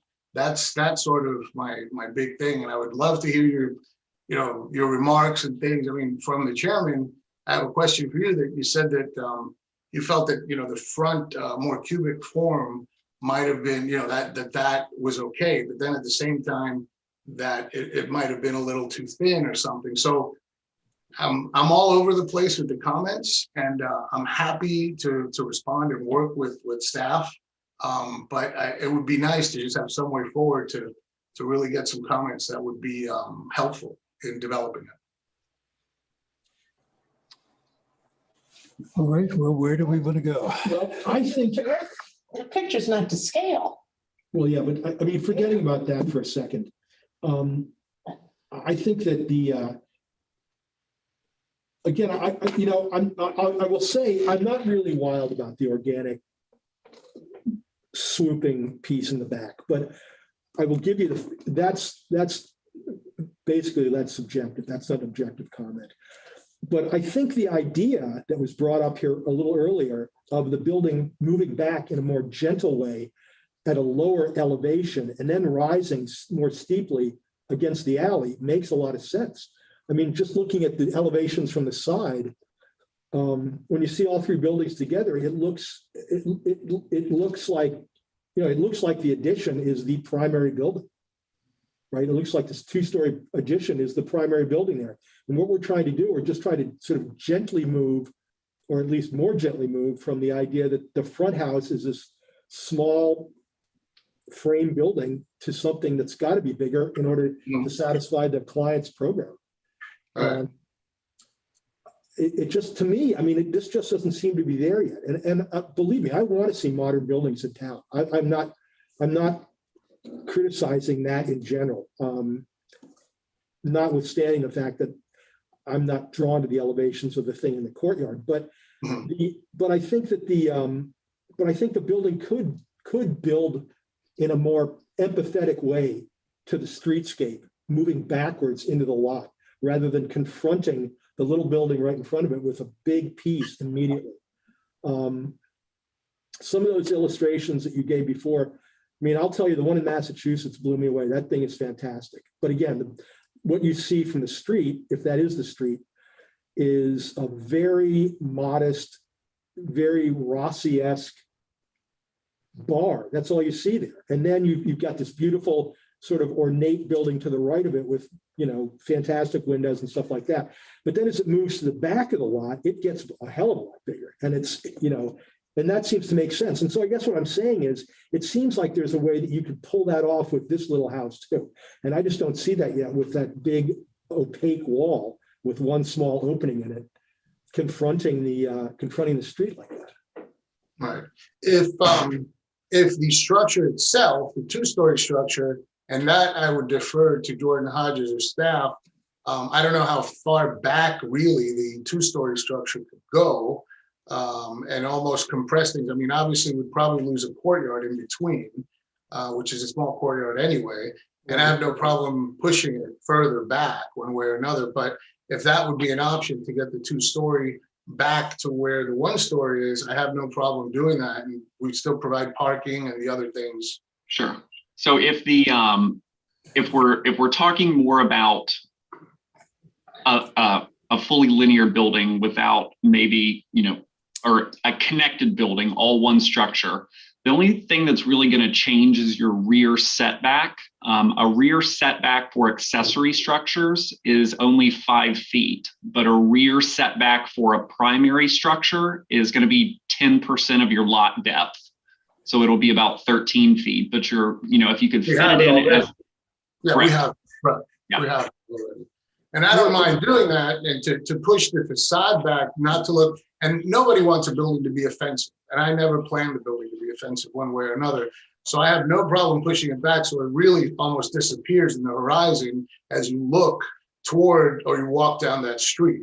If that's more palatable, I'd be happy to change the design into that format. I have no problem with that. Well, I mean, yeah, I would think that'd be a great idea. I do too. I do too. And I mean, and there are, even though the rear setback, if it is a single building, is, what do we say, 13 and a half feet, it's 135 feet deep. Maybe there's a way that, I mean, you're going to need 10 feet of that anyhow for parking, for any kind of a backup space into the alley. Because I know you probably don't want to take up a lot of the available free space with parking. So, so you really, you know, it's not really that big a difference between 13 and a half feet and 10 feet. But yeah, I mean, I just think, I don't know. I mean, maybe the idea is, no, you don't have an accessory building. You don't worry about that.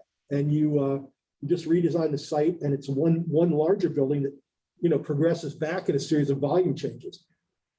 I think to build on that, when you're talking about moving it back and getting rid of the accessory building, you actually may gain more courtyard space, because if you have that colonnade, you're essentially going to have a U going around one side of the property, and you're going to have this colonnade could be a huge focal area in the center part of the property where you look out and can walk out into the courtyard area that's between the two structures on either end of the property. So. Well, Mr. Contant, does that give you some direction? Can we continue you to next month or two? Yeah, we'd like to continue to next month. I have no problem, and I could work with staff on some of the recommendations. Let me ask a question here real quick, you know, with the comments that I just heard. If you take the picture that we're looking at now, the image, and that two-story structure has moved further back, and if Mr. Compton wants to continue with the artistic flair, which previously was not seen from the street side, if that swooping, because I would imagine that is something that you would want to maintain, that is now going to be seen from the street somewhat. Is that going to be a problem with anybody? Yeah, I mean, it depends on how it's designed. It may not be visible. It may not be visible, but I was just saying, you know, because that's going to be further back there too. So if he incorporates that, That is, I mean, and again, you said you like marrying the contemporary with the. Right, I do. And I'm just, again, I mean, perhaps I'm a little too rational in my background to like the swoops in this particular case. But what I, one thing I would encourage you to do is to make that streetscape perspective accurate. Because just adding the existing landscaping to what we're looking at in that rendering changes it dramatically. Yeah. According to the photo that that one image that we were looking at with the existing streetscape above the one that I'm looking at right now. Yeah. Do you have access to SketchUp or Revit? Yeah, Lumion, we have all kinds. I mean, I'm sure you can. I'm sure you can do it. So you could do the perspective accurately. Yeah, because and this one too. I mean, you have to admit that that's not an accurate representation of the buildings on either side of the subject building. Mm-hmm. And perhaps not accurate for the block in the back either. We don't know. All right. Okay. I think we are all agreed that we would like to continue with this. Could I get a motion from someone to continue this project? Yes, I move to continue HRPB project number 21-001-00074 to the meeting to be held in May of the historic. To the May 12th meeting. That's right. All right. Is that correctly? Erin, did we say that correctly? Yes. Yes. All right. And can I have a second? Second. Second by Mr. Pickett. Motion made by Mr. Harris. All in favor, aye. Aye. Opposed, nay. Motion carries unanimously. Thank you, Mr. Compton. Thank you very much. Thank you. All right, moving on to our last real project before we get into the planning issues. 130 North Ocean Breeze. Right. Now, it's my understanding with this project, before Jordan starts, that I can make a presentation just of a couple of things that I'm thinking about regarding the conditions of approval. And then I obviously need to recuse myself because I can't vote on it. Well, I think you are recused. I think the presentation should be by Mr. Hodges. Well, I think Erin said that I could do this. Is that right, Erin? Yes, Mr. Harris can give a presentation as the applicant after staff's presentation. But for the item and for the discussion, he needs to be down by the podium as a member of the public, or he needs to be he needs to fully recuse himself and leave the room. Because he's kind of in a weird, but Mr. Harris, you do need for staff's presentation, you do need to come down from the dais. So it signals that you've transitioned from board member to, so if you can sit in the audience. I know it's a formality, but no, that's fine. We want to keep it clean. Whatever I need to do, I'm happy to do it. Okay, so the initial presentation by Mr. Hodges, followed by a presentation addition by Mr. Harris. All right, so I'll actually be doing the presentation, and now we're on item E, which is a COA for a plus or minus 427 square foot addition for the single family residence located at 130 North Ocean Breeze. So the subject property is a platted lot of record located on the southeast corner of North Ocean Breeze and 2nd Avenue North in Lakewood Beach. The subject property is located in the MF20 zoning district and retains a future land use designation of downtown mixed use. For the documentation within the city's property files, the single family structure was constructed in a wood frame vernacular architectural style circa 1925. The property appraiser's cards from 1943 and 1956 indicate the structure was designed with a concrete pier foundation, wood lap siding exterior walls, a gable roof, wood windows and doors. A detached Mission Revival rear garage fronting 2nd Avenue North was also constructed in the early 1920s. City permit records indicate the primary structure had alterations over time, including roof replacement, a rear screen room addition in 1982, window replacement, shutter and awning installation, electrical upgrades, and a new driveway adjacent to the garage. And also, just as a refresher, you did see this property at the February 10, 2021 HRPB meeting when you approved a COA for the conversion of the garage into additional living space, a historic waiver for the minimum required rear setback, and a variance from base flood elevation requirements. Here we have photos of the property as it currently exists. The front or west elevation fronts North Ocean Breeze. The side street elevation fronts 2nd Avenue North, and we can see the rear to the right. Here's another view of the property right at that southeast corner of North Ocean Breeze and 2nd Avenue North. Here we have the property survey, which in green outlines the existing location and footprints of the historic structures and the existing concrete improved surfaces on the property. Moving on to the addition, here we have a series of existing and proposed elevations. We're starting with the west elevation fronting North Ocean Breeze. We see that this addition is designed with a cross gable roof design, raised pier foundation, and a cementitious lap siding. The fenestration will consist of a triplet of windows, and the roofing material will be asphalt shingle to match the existing structure. The 1982 rear screen room addition and concrete slab will be removed to accommodate the new addition. The exterior detailing includes brackets, rafter tails, and historically compatible window and sill details. Moving on to the north elevation, we see the front gable of the cross gable addition. As I previously mentioned, the screen room will be removed to accommodate the addition.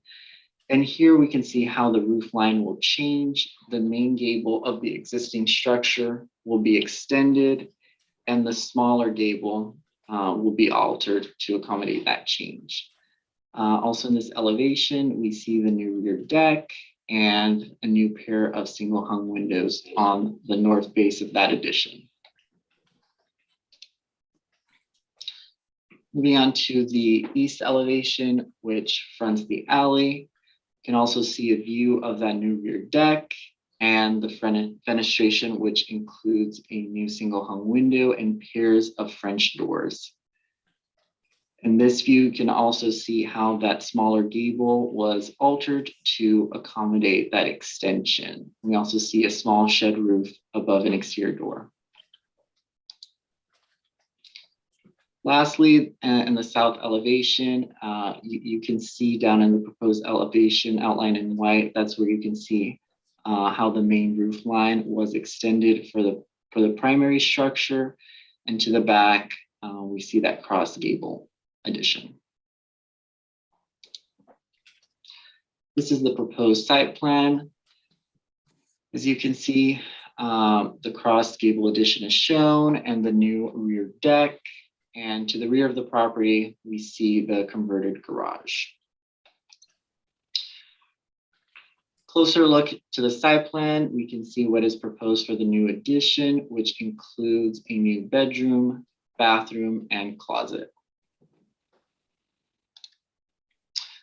As outlined in the site data table, the proposed addition complies with all impermeable surface requirements, building coverage allotments, and required setbacks.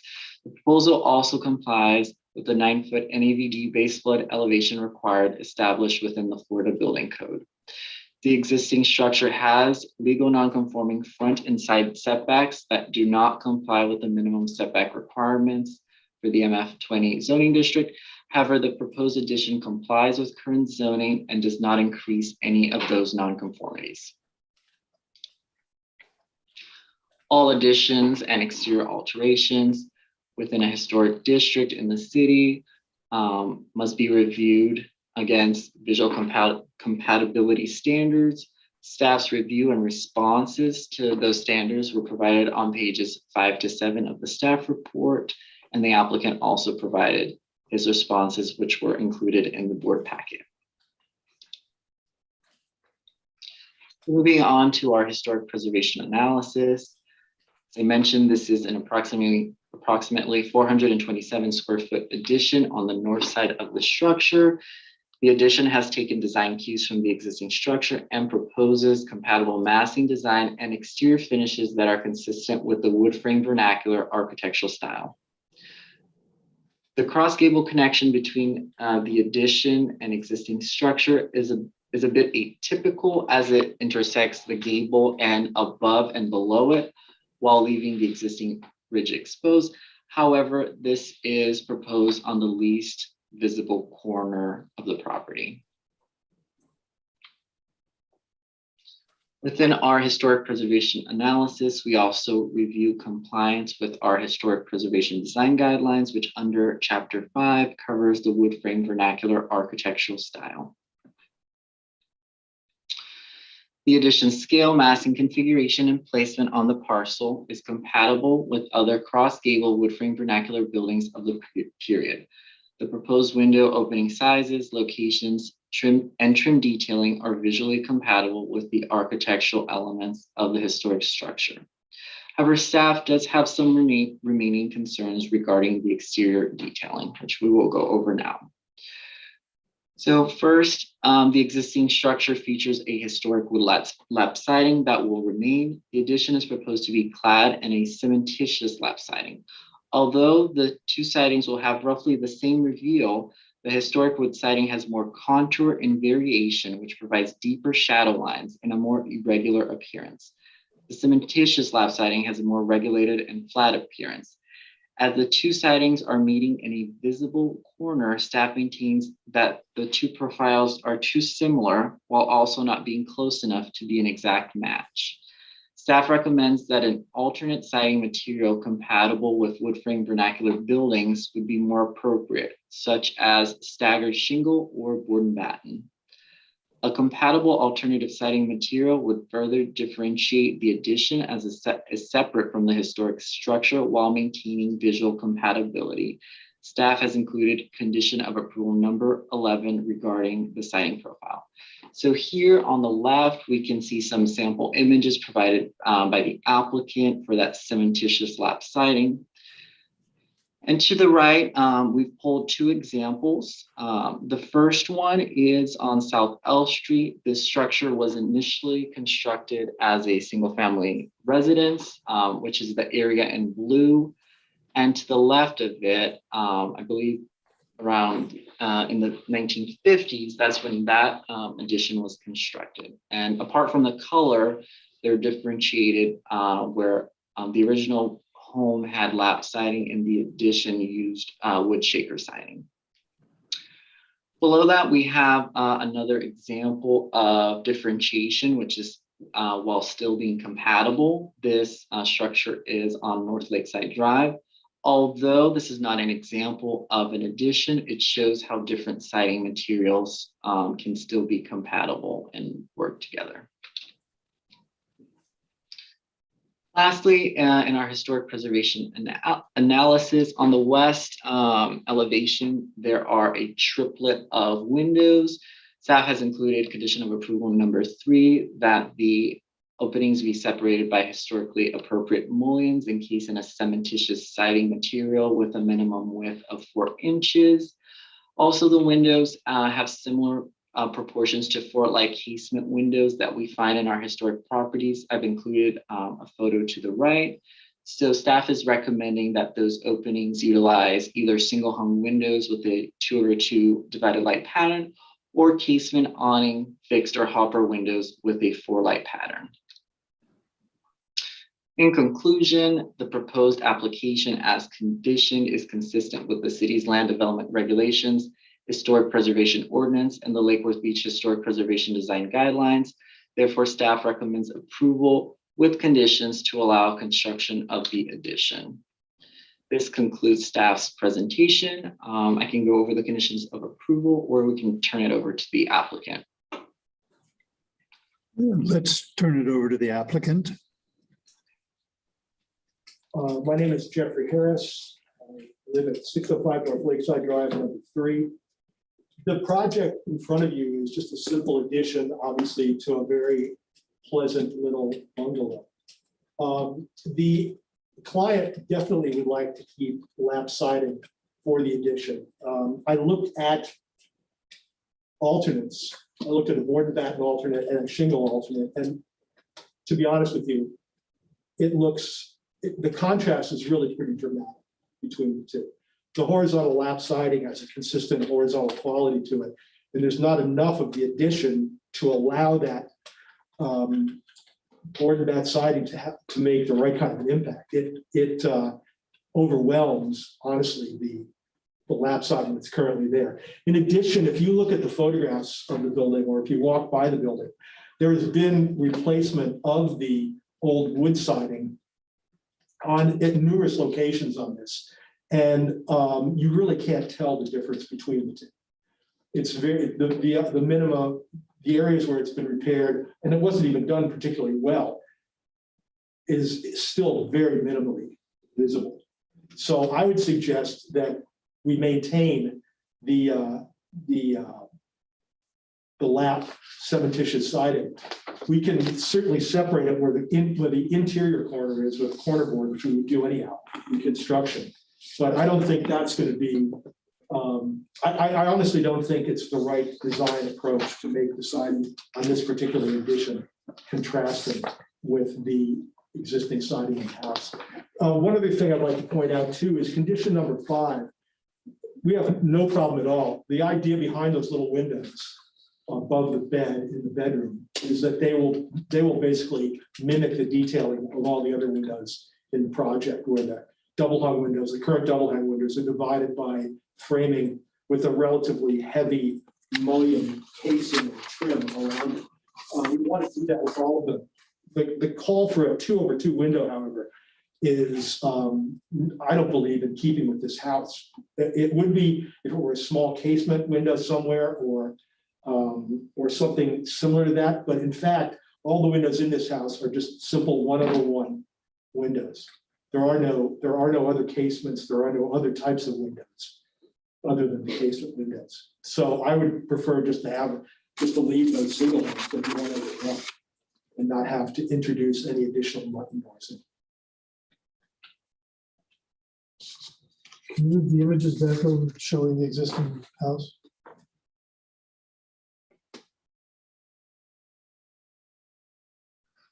Okay, so those are all 1/1, and the new square windows above the bed you would like to be. Yeah, they're not actually square. They have proportions similar to all the. There they are, yeah. They're slightly taller than they are wide. That's right. And you prefer them to be just 1/1. 1/1, rather than hopper or awning or some such. Yeah, I mean, there'll be one extra line in on the right-hand side. There'll be one extra going across right in between there. Those are just single panes, right? Well, they're actually little single hung windows. They're about 18 inches wide and about 24 inches tall. So you'd be putting in a muntin going straight across? Well, it's a sash. It's the sash. The sash. They are. Okay. I would agree with that. Rather than make them rather 2/2. 2/2 or 4/4 or whatever. Okay. All right, that concludes your presentation. Questions from board members? Board member questions. Mr. Dorinzo, any questions? Yes, sir. I'm very familiar with this home. I drive by it about, 10 times a day. I know the prior owner did do a lot of siding repair prior to putting it on the market. And I agree with the architect that I don't think there'd be much of a difference, and especially with the hedge around it regarding the siding. And I have no issues with those windows. Okay. So in other words, the hardy plank cementitious would be acceptable to you, Mr. Dorinzo. Okay. Correct. There's been enough changes to that siding in the existing little house that you're really not going to notice it driving by or even walking by. Okay. Other questions from board members? I have two quick items. One, I noticed there are shutters on that side window. Are they coming down or are they going to be replicated elsewhere? Are you talking about the clamshell shutters, the hurricane shutters? No, there are. No, yes, the owner wants to do, she actually does want to do shutters like that on the new windows. Okay. And they'll be accurately dimensioned. Which is just something that's, Okay. Will they be usable? Yeah. Actually, be usable. Okay. Now, my last item. Although they, you really have to close them because they're impact windows. My last item has to do with brackets. Okay. You can see the two brackets at the bottom of the pitch there. Now, from driving around and walking around, only if the gable is very narrow, meaning 10 or 12 feet, would you have a bracket at the top. Usually if they're wider, and yours is, I think, 18 or 20 feet wide on the addition. Yeah, it's not quite that wide, but it's. We had an earlier project, there would be intermediate brackets about 2/3 of the way up and not a bracket at the top. Right. And in your case, the 2/3 of the way up would dovetail very nicely with the edges of the bedroom window. If you can go back to the, we're looking at it right there. Yeah, and in fact, the owner and I were talking about in other words, the bracket would go here and there, right, rather than in the middle. Well, let me ask you this too, because the owner and I were talking about the gable end of the addition earlier today. And she would actually, even though we're vaulting the ceiling, she would actually like to put perhaps a false vent up in that gable, which is similar to the front elevations, the North Ocean breeze elevation of the existing house. She would like to put that sort of a detail up in the gable. Wonderful. So if we do that, we'll probably eliminate the bracket entirely and not do the ones that you're talking about. I would like to do that too. That would actually be a nice detail. Sorry, Mr. Harris, can you repeat? You want to put the vent detail where? That would be, she was talking about putting a simulated vent in the north facing gable end of the addition. Okay, let's get to the north facing. All right. So here, the north facing, the bottom, elevation, and in lieu of the larger bracket to do the vent detail. There would be a vent right there. That's right. And if you had brackets, they would be on either side of the. Yeah, if we did, but I think what you're saying, I think is true. This actually, that gable is a little bit narrower than the existing gable on the house. So it's, we probably just duplicate what's done with the existing house gable and right now, with just two brackets on the corners and nothing on the top, just a vent. Okay, do we have any comments from the public? Is that acceptable to staff with the vent? And then mimicking the two brackets like the front elevation? Yeah, that's a change that you could either approve now, or we could do, it's a compatible enough of an alteration that he can do at permitting. Okay, all right, great. All right, so no public comment? No, we have nothing on that. Okay. Is there other comments from board members? So the only, does Mr. Harris have to excuse himself from the room? I've got to go. While we have discussions? Can we discuss the design of his mask? Well, he can't be up on the dais until you guys vote at least. I'm leaving. Okay. Bye. Because of discussion. Okay. Well, I don't know. I think maybe he should be here, but down at the pulpit. I think you can stay. Yeah, I'm not worried about him staying. The reason I say that is if there's an approval, we want to go through these conditions and make sure that we agree on the conditions. So is the only thing that we're really looking at now is going to be the staff has recommended a differential in the type of siding as opposed to trying to mimic it closely with cementitious lap siding. They thought it was too close, but not close enough. Yeah. So that is condition number 11. So if you wanted to go with the more of the hardy board look, consistent with Mr. Harris's original application, you would strike condition 11, and that's all you would have to do because the proposed application already has the hardy board. You would not need to modify the condition. Okay. I understand the reasoning that staff brought that up, and then when they gave the photo of I believe that was an award-winning, if I'm not mistaken, that received one of our historic awards, where the house, yeah, there it is, where the addition was differentiated from the historic portion. I mean, they make a good point there, but is there any other way to utilize, is there any other separation as opposed to just the lap siding coming close? If you were to use possibly trim boards, Corner boards. I think there. he would want to, yeah. Okay, I mean, so they're not going to be coming up directly They're not next to bumping. each other. No, that would, And that's probably, Jordan, did you feel that in this application that the proposed application with the hardy board had enough corner boards to be distinctive? Or do you think that the board should add that as a condition of approval? So I don't think it's depicted, so they could add that condition. And that's, if they're saying that would be the nice transition to that new material. Yeah. So we could change 11 to have the corner board to create that transition. all right, so number 11 would want to be revised.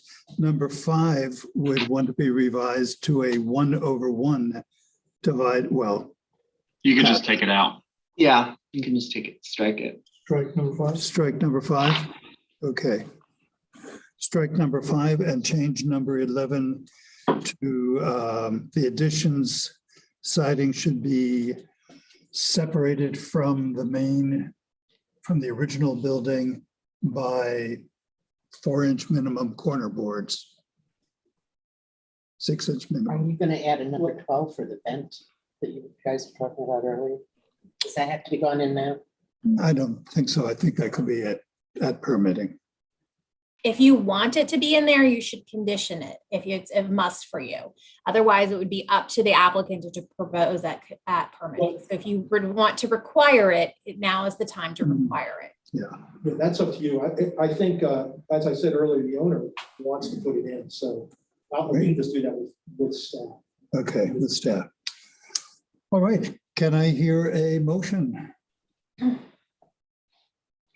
I move to approve HRPB number 21-001-00075 with the conditions 1 through 4 and 6 through 10. And then condition number 11 would be the additions siding would be separated from the historic structure by use of minimum 4-inch corner boards. Okay, and okay, for the construction of a new plus or minus 427 square foot addition for the single family residence at 130 North Ocean Breeze, based on the competent substantial evidence of the staff report and pursuant to the City of Lakewood Beach Land Development regulations and historic preservation requirements. Thank you. Can I get a second? Seconded by Mr. Pickett. Motion made by Mr. Guthrie. Any additional discussion, or shall we move to a vote? I guess we move to a vote. All in favor, aye. Aye. Aye. Opposed, nay. Motion carries unanimously. Need to notate that Mr. Harris abstained from voting. Yes, Mr. Harris abstained from voting. Thank you. Thank you very Mr. much. Harris, you can go back onto the dais now. You're not kicked off forever. Because you had a Actually, project. he has the next item as well. Oh, man. You got to come back down. I'm so sorry. No, I'm serious. I'm serious, Jeff. You got to go back down if this is your conceptual No, review. that's fine. I just know to grab the Oh. notes for that. Okay. Aaron, if you can, Tippy, she's an attendee.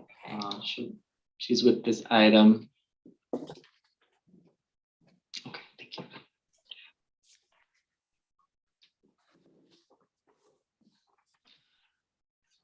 All right, so Two planning issues, right? Mhm.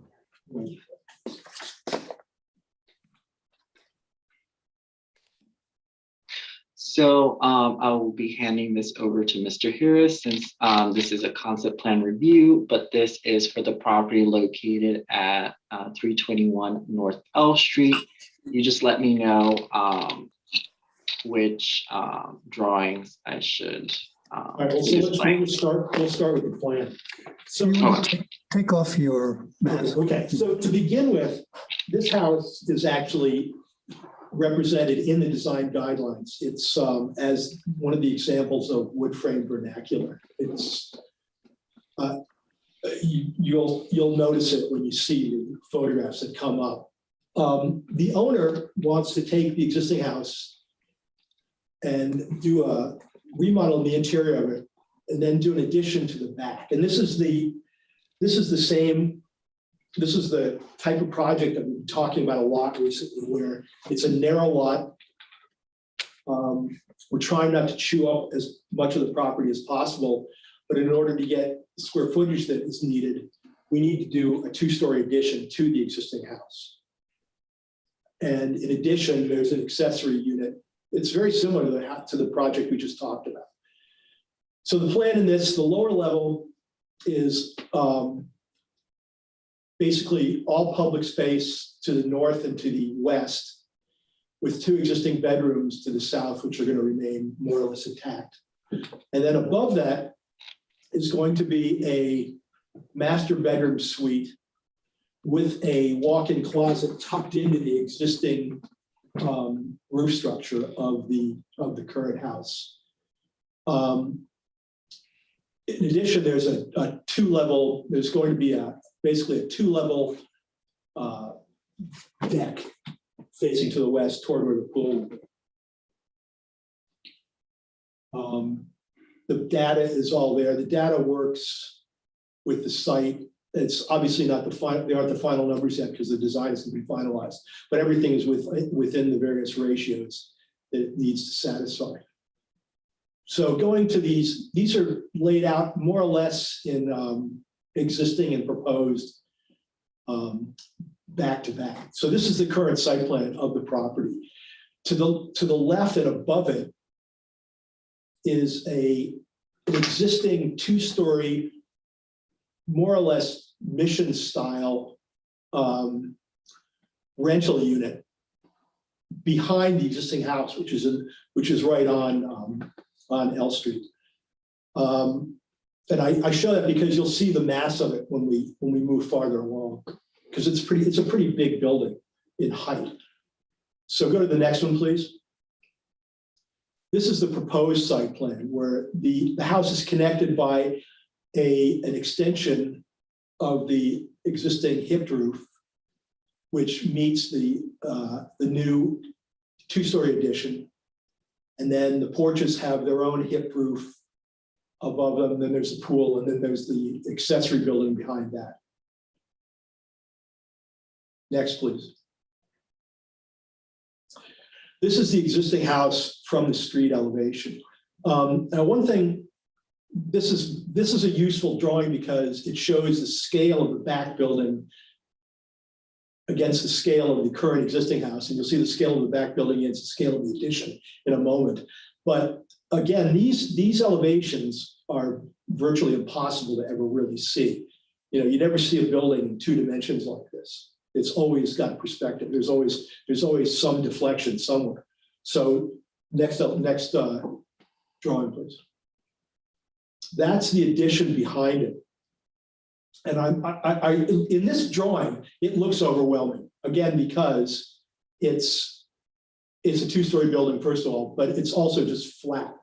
You can see how much taller it is with the dimensions, if you can read them in a poche, but it's basically about, I think it's about 6 or 7 feet taller to the ridge of the addition than from the ridge of the existing house. Now, one thing that's helping us here is that we put a hip roof on the addition, so that lowers the apparent height of it, which you'll see in perspective. In addition, there's a little hip on the right side of the building, which is where the stair tower is. That's a double height space inside, but that mediates a little bit between the existing building and the roof height behind it. Next slide, please, or next image. Okay, this will be the same situation, showing the house from the north with that thing that's in the back. And when this comes in front of the board at the next meeting, the adjacent buildings will be rendered so you can actually see what they look like. But right now they're just masses, just so we can get an idea of scale. Next slide, please. So here you can see the addition, the 2-story addition. It has also a new little porch that allows you to go into the kitchen, and it allows you to directly access the stairs going up to the second level. The floor height is indicated by those 2 parallel lines roughly in the middle of the wall. And you can see the rear porch. In this, you can see a little easier the way the hip starts to reduce as it comes down over the stair tower. And then behind the existing mass, you can see the very diagrammatically laid out accessory building right now, which will be essentially a garage with an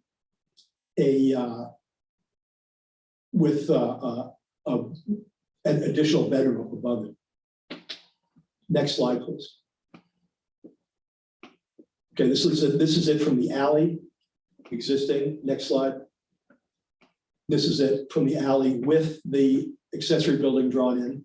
And the pink element is just that's going to be a screen wall around the pool. It's drawn sort of transparently so you can see what's going on beyond it. And the next slide, please. And this is the west elevation of the house itself without the accessory building shown, so you can get an idea of the porch in the building. All right, next slide.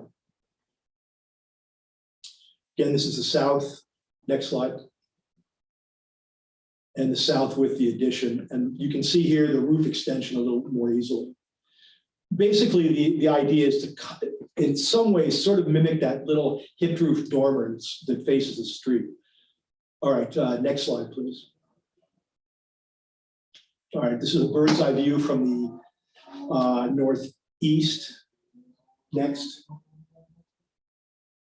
This is the same view with the addition shown in and the other building as well. Next, please. From the northwest. Next, please. That's the addition. Yeah, next, please. Southwest, existing. Southwest with the new additions in the pool. And then these next two will be street views from this first one is from the, also from the northeast, looking at the existing house. And then with the addition. And then the next one will be from the southeast. And then with the addition. And so you can see that as you move, and again, I'll add additional drawings for this in the final presentation, but you can see as you move along the street how the front of the house is. Can you go back to that one southeast street view, please, for 1 second? So what we're trying, you can see here what we're trying to achieve is to make the mass of the addition to the building as low as possible, so it's hopefully not overwhelming the house in front. Another thing that we've done within the addition itself is that the floor level on the main level is at the same elevation throughout the house, just so we can use all the space. but the ceiling will actually step down slightly in the addition. The floor will be about 6 to 8 inches lower than than it would be with this, if you just went right on top of the ceiling of the existing building. And then the plate heights back there are going to be about 6 feet, 6.5 feet, and the roof will be cut in so that that will be a vaulted space within the master bedroom. That's again to help lower the apparent mass of the back building. So that's the presentation. Comments, please. Thank you. Comments from, I don't find it as intrusive as the other one we saw earlier. I think this all fits together and goes and flows. Well, thank you. I appreciate that. I mean, and I'm sure that project is going to be a lot nicer than it is right now. The main thing here is, as I said, is to try to lower the apparent height of the addition to the back of it. You predominantly use obviously that the structure on the right-hand side as is that the only, in other words, there's no other structure on the No, left-hand side? there is a house in front too that's about the scale of the existing house right now. And as I said, I mean, I'll fill it all in. The guy to the south, if you look in Google right now, with Street View. On Street View, you can see that you can get an idea of what the existing house to the north is. Okay. You can't really see, again, the landscaping will be included too. You can't really see the building from this. You can only really see the building, the back building from the alley and from pretty far down the street to the south. The project to the north, or the property to the north. At this point, I'm not sure if that was a vacant lot. It's now owned by that house, and there's a pool there. So the house is still set back the same distance. I doubt that any other building is going to be in there. There's a two-story structure in the back on the left-hand side too, isn't it? I don't know if there is or not. I don't think so. I don't remember seeing that out there in the photographs. Yes, there is to the south. There's a two-story. Okay. the south is. It might be past the alley, it might be beyond. Yeah, I mean, That's the large structure that you have on there. That's right, the one in the back corner of the project, the property to the north. Okay, no, what I was looking at looked like it was a structure probably through the alley. Okay, to give us some context. Yeah. or that one. And what is the size, what is the width of this lot? 35 feet. Oh, it's 35, I was gonna say, it didn't look like 25. 35, 37. 37 and a half. That's right, Timmy's right, 37. Well, I have a problem with this view. The one from, I guess, southeast is calm. Yeah. This one just seems so busy with that secondary hip at the staircase. I mean, a single hip roof would probably work. But when you come out with that staircase, then it just gets too busy somehow. Is that what you're talking about, the nod to the little dormer in the front? Yeah. And the thing is that the stair really needs to go there. So we need to get the stair coming up in there. Now, it's possible that maybe we don't do that dormer or that tower piece. The other possibility would be that we could lower that down. It could literally modulate between the two heights. In other words, the hip could be dropped. I think if you go to one of the north elevations or the north view of it.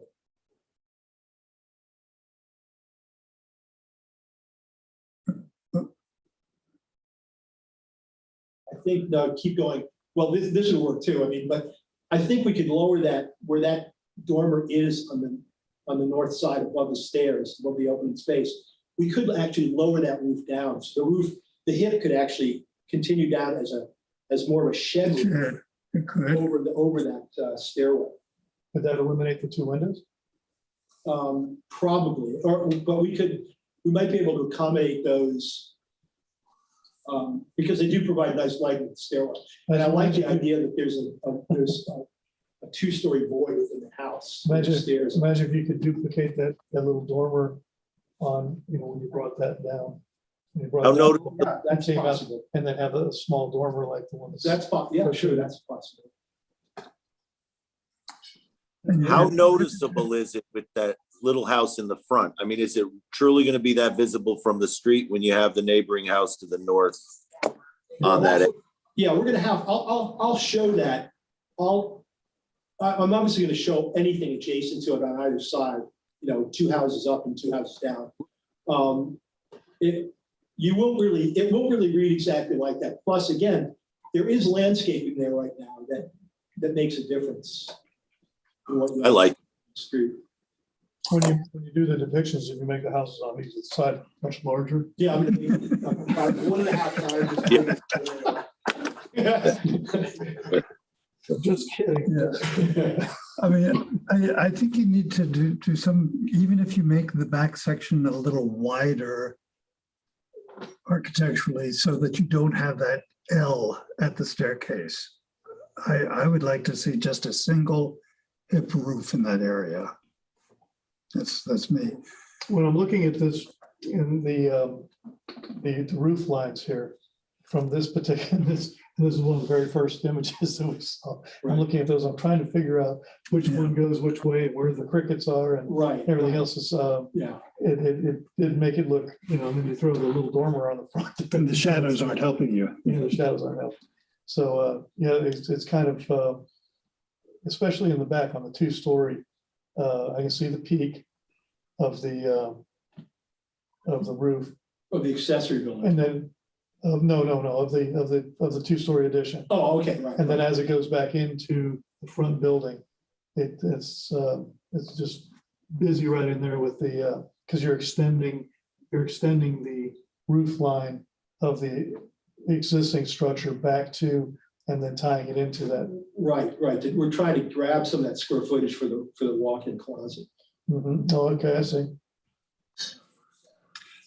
I don't know, you know, this brings up the whole issue of pop-ups, you know, of a second floor in the back of a single-story building, and we're going to see a lot more of this. I don't know whether in the future we need to change our regulations, our LDRs a little bit, but in the first project that we saw where we were hoping that 2-story section would go as far back as possible, separated by a hyphen of some sort. And here we're not doing that. We are, you know, you drive through the south end of West Palm. There are a lot of those Ross home neighborhoods where somebody has done a pop-up second floor. And I have yet to see one that is decently done, that doesn't look like a pop-up. And how can you design something that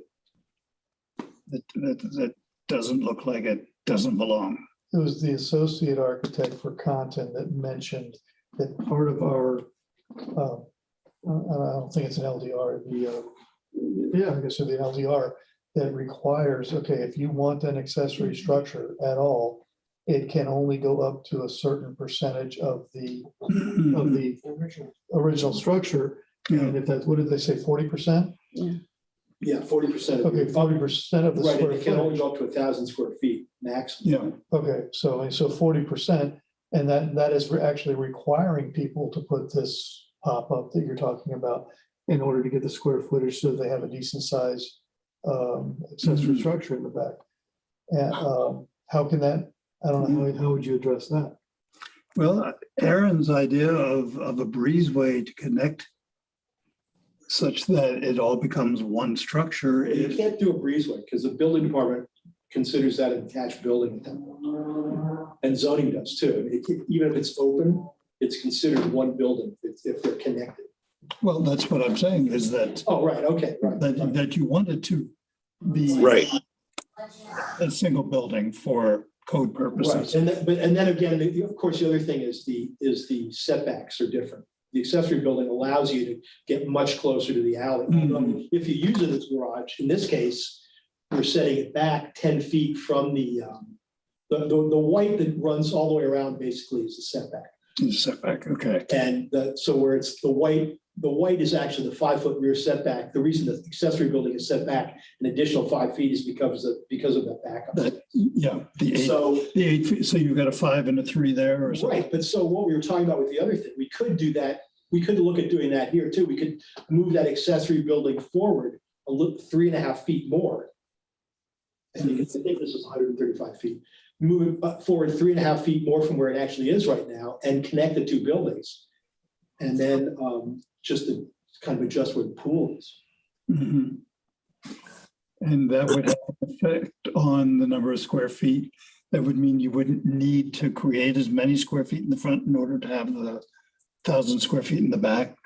Well, yeah, I mean, because we wouldn't, because it's no longer controlled by the size of the building. Yeah. It's just, right, you could actually go larger. Yeah. For that accessory structure could be larger. And really the controlling factor here, if I may, Mr. Chairman, is less the accessory structure, because like I said, you can mitigate that through breezeway or through connection. And really more, there's a lot of restrictions related to impervious. You know, we have an antiquated stormwater system. So we require a certain amount of pervious surface on each of our lots. Right. So as we infill and we have, you know, historically we had smaller houses with more green space. So as we allow folks to infill, we want to preserve some of that lot to be, to allow stormwater to be retained on site. Right. And also to have enough landscaping as well to kind of continue that tropical landscaping feel. That's why we have the front yard requirements for landscaping. Yeah. So there's several controlling factors here. Building lot coverage, which, you know, when you do a second story, you don't change your building lot coverage as well. So you can get like this, there would be no way to put this much square footage in a single story configuration because you would build the whole lot out. So to go 2 stories is the solution here. So I don't see this, it's really not the accessory that's the controlling factor here. It's really the other zoning regulations that I think. Thank you for bringing that up, Aaron, because that's exactly right. That was another one of the constraints that we were dealing with earlier. Is it is a narrow lot, and we don't want the lot to be obviously covered with a bunch of solid stuff. You know? But I do think we're running into the issue that we were talking about with the previous project where, I mean, because I like the architecture of this. I think it's a pleasant looking house and it would make a nice streetscape, but it does run the risk where it's attached to the house so close to the street compared to the massing that you're showing otherwise, that when you're driving down that street, you might see it a little bit more. Right. So I don't want to, I do think that there could be some things to make it a little less obtrusive or to try to maintain the character of the streetscape a little bit more. Yeah, okay, all right, no, that's fair enough. I mean, I do want to, I'm sensitive to the mass of the building too, and I don't want it to overwhelm the little house in front, so all these points are well taken. I think we've got some problems with our code. Well, part of this though, are you guys, Abraham, are you still on? Or is Jordan still on? Yeah, they're still on. Okay, because part of the code is driven by the isn't the massing of isn't the idea of dominant and subdominant in the national code? Or in the national guidelines or whatever? Not really in the Secretary of Interior standards. The Secretary of Interior standards are designed to be very broad because they're designed to be implemented by local ordinances, which are more specific. Right. Okay. But I think what we've talked about though before is the massing of the streetscape as a whole and radical shifts as a whole. So if you have buildings that are generally 2-story, I mean, 2-story additions have been approved in the historic district previously under the design guidelines. I think it's not, I think subordinate can mean not, it doesn't always have to mean smaller than. It can mean, it can mean having a, you know, just a lesser impact. Yeah, lesser impact or a more diminutive architectural presence. And I think that the staff's open to that. It would be more of the board's interpretation of how they want to see that subordinate nature of the additions play out more specifically. Yeah. I know that only because I was recently involved with a project in Delray, I know that they have a different way of looking at the height that's based on a point of view from across the street and an angle that's figured. So they just established sort of a bulk plane based on geometry. From certain yeah, It's the building height plane. Right. Now, you're going to have a problem with the roof over your second floor deck. If you say that your plate height is going to be down at 7 feet or 6.5. Right, that roof is very, very shallow. It's basically a flat roof. I mean, but if your plate height is at 6.5 feet. Well, I think I might have been, maybe it's a little higher than that, but it's, you're not going to be able to put a roof over yeah, that. no, but it actually, it does work. And maybe I went a little higher than 6.5. I can't remember the number. I have to, if you look at the elevation of the back, you can see, because it's strong, it is strong to scale. Mhm.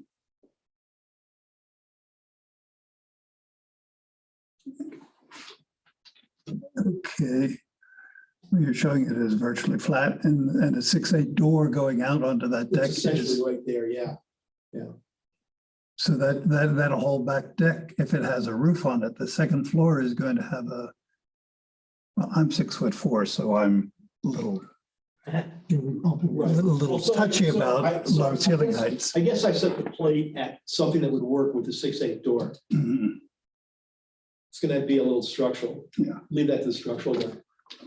Okay. But is that gonna govern your roof height as well? Yeah, 'Cause you gotta no, I start mean, from this is, there. everything that's drawn here is accurate and it is buildable. I mean, it's just that I can't remember what the number was. I think I made it say it. Yeah, it looks okay.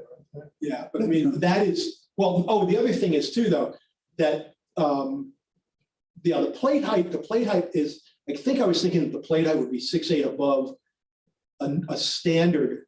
If the floor wasn't dropping down over the back addition, if you know what I'm saying. In other words, it didn't step down back there. I was running into that problem. So that's when I decided to step everything down. So what's your floor to ceiling in the front house in the old? It's tall. It's 9 something. It's Okay. And you're dropping it down to 8 something? 6. I mean, that will help. And are you dropping, is there a step down to the back porch from the upstairs? Minimal, yeah. Just a minimal. That's to be figured out. But the door, but again, the doors work and there is enough space for a header over the doors. So I just worry in general about these pop-ups. Again, I've not seen one anywhere that I like. We've got the right to do it there, and you've done a better than average job. no, it's a difficult. But in general, we're going to have more of these things in the future. And Well, yes, because there are so many houses like this that are less than 1,000 square feet. Yeah. And like, honestly, I mean, we know how popular Lake Worth is now. Yeah. I mean, how the property values are skyrocketing. So. You're curious. All right. Any other comments on this particular one, or shall we move on to 808 South Palmway? Chairman, this is We, William Waters. Mr. Harris, you might check, since you mentioned that the plate height on the second floor was only going to be 6'8" or so, whether or not you can actually have a master closet in the attic of the existing house, since that ridge of that existing roof fits underneath the eave of the new second floor? Yeah, no, I follow what you're saying. Again, I think that everything works based on the dimensions, the field dimensions that I took, and the fact that this is drawn to scale. I'm pretty sure that this works, but I do need to check it. I do need to check it. 6'8" plate is probably not what I actually have drawn. It's probably taller. Okay. Did we, Any comments from Mr. Waters? I think that was his comment. That was my comment, thanks. Okay, thank you. I just would like to maybe just to facilitate the discussion a little bit, just to kind of sum up what are the consensus feelings on this, as far as the direction we want to leave Mr. Harris with to bring back. So that way we're seeing the project evolve in a way that's consistent with the thoughts that you all have expressed this evening. I think Mr. Harris is very sensitive to the massing of the structure, and he's trying to minimize that. In other words, he could definitely do this project with higher roof peaks and things like that, but he's trying to keep it down, and he'll probably try to keep it down to the minimum to keep the massing down, right? Right, and I think I taking some of the stuff that we talked about from the previous project, I want to go back and look at how I can modulate the height as we move back west on the lot. And I do want to look at the idea of maybe not, maybe the building isn't an accessory building. Maybe it is one building and there's a skinny connection that puts them both together. And a little thing I would like to have you simplify that front facade and maybe even do what you said of creating a shed going right down to match the cornice of the original. Right, so yeah, so I will take. Mr. Chairman, can I suggest maybe we go board member by board member with each expressing their thoughts, and then we can give. All right, sounds good. Let's start with Mr. Pickett on my left. I was just kind of curious too about if similar to the advice we've given previously, if we didn't simplify the front facade, but actually maybe it was a flat roof with a short parapet or something like that, differentiating it from the front of the house, but it still breaks it up. Because I mean, we talked about how in the previous project how it was this big blank facade. I think if you broke it up, it was still a flat roof or whatever, you might succeed in lowering the roof height and also differentiating it from the front building. I don't know. Okay, yeah, I'll take a look at that. I'm not sure that a flat roof is going to work with this, but I'll definitely look at trying to simplify what we see from the street a little bit. Okay, Ms. Fox, comments? And said I like the way it flows much better than being intrusive. Mr. Dorinzo? I like what I see. It's very hard to visualize and conceptualize when you have a 35-foot wide lot. We see, this big addition, but it's probably not as big as, what we're conceiving on these photographs. I like what I see. I kind of like what I see rather than we were talking about bringing the roof down in the front. I kind of like what was proposed, by my opinion. Okay. And Mr. Guthrie?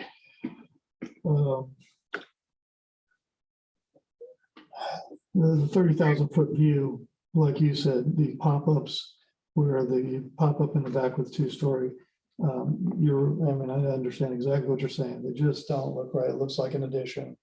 And you do see them, we've seen them forever around here. However, our rules really kind of don't give you much of a, maybe there's something, William's listening. Maybe there's something in the future that could address that to keep this from, I don't know if it's the 40% rule for the accessory structure in particular areas, or if there's other criteria that can be met that would allow a decent size accessory structure.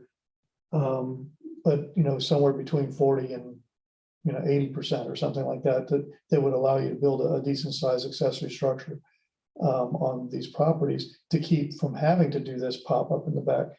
The pop-up, the actual accessory structure being 2 stories does not bother me at all. If you had a single story in the front and then a garage with an apartment or a little living space above it, that looks fine.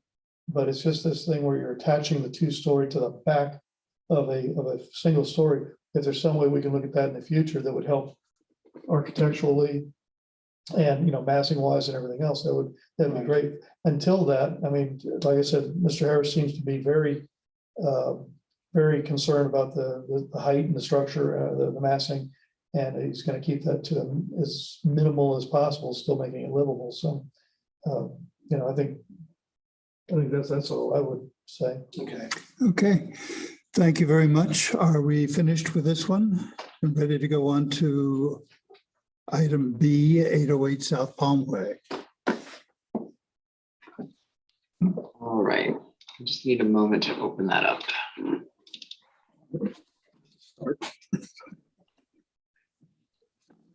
It's in my neighborhood. What's that? This next one is in my neighborhood. somewhere. Where is that? Hang on, hold on 1 second, because I can't hear you through the plexiglass. These additions are maybe 2 stories, if you want to get 1 story. That wouldn't be a problem then. Well, no, but the thing with that, the 1 story is in order to get the square footage that you need to get, you chew up so much of the property. All right, next project. Mr. Hodges? All right. Or- So we're talking about 808 South Palm Way. Could on- I interrupt for Oh, one I'm sorry. second? This is- I didn't this is really the say owner. anything and I'm really sorry. I don't know that it was put out there, the fact that this is an multifamily, this is an MF20 zone that we're building a single family home in.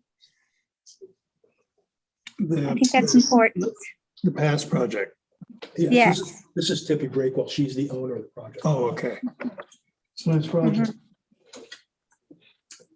I'm excited. There's nothing like that in Mango Groves. We're bringing something really, bringing something out of Parrot Cove. And I'm excited about it. I'm hoping, but I do think that it's really relevant that it is actually a multifamily 20 zone, and because of the 37.5 foot width, we're only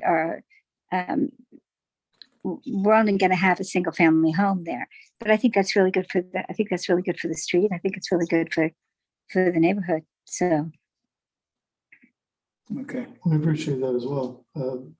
Not building it out for apartments, in other words. Right. Okay, next project, folks. Let's move it along.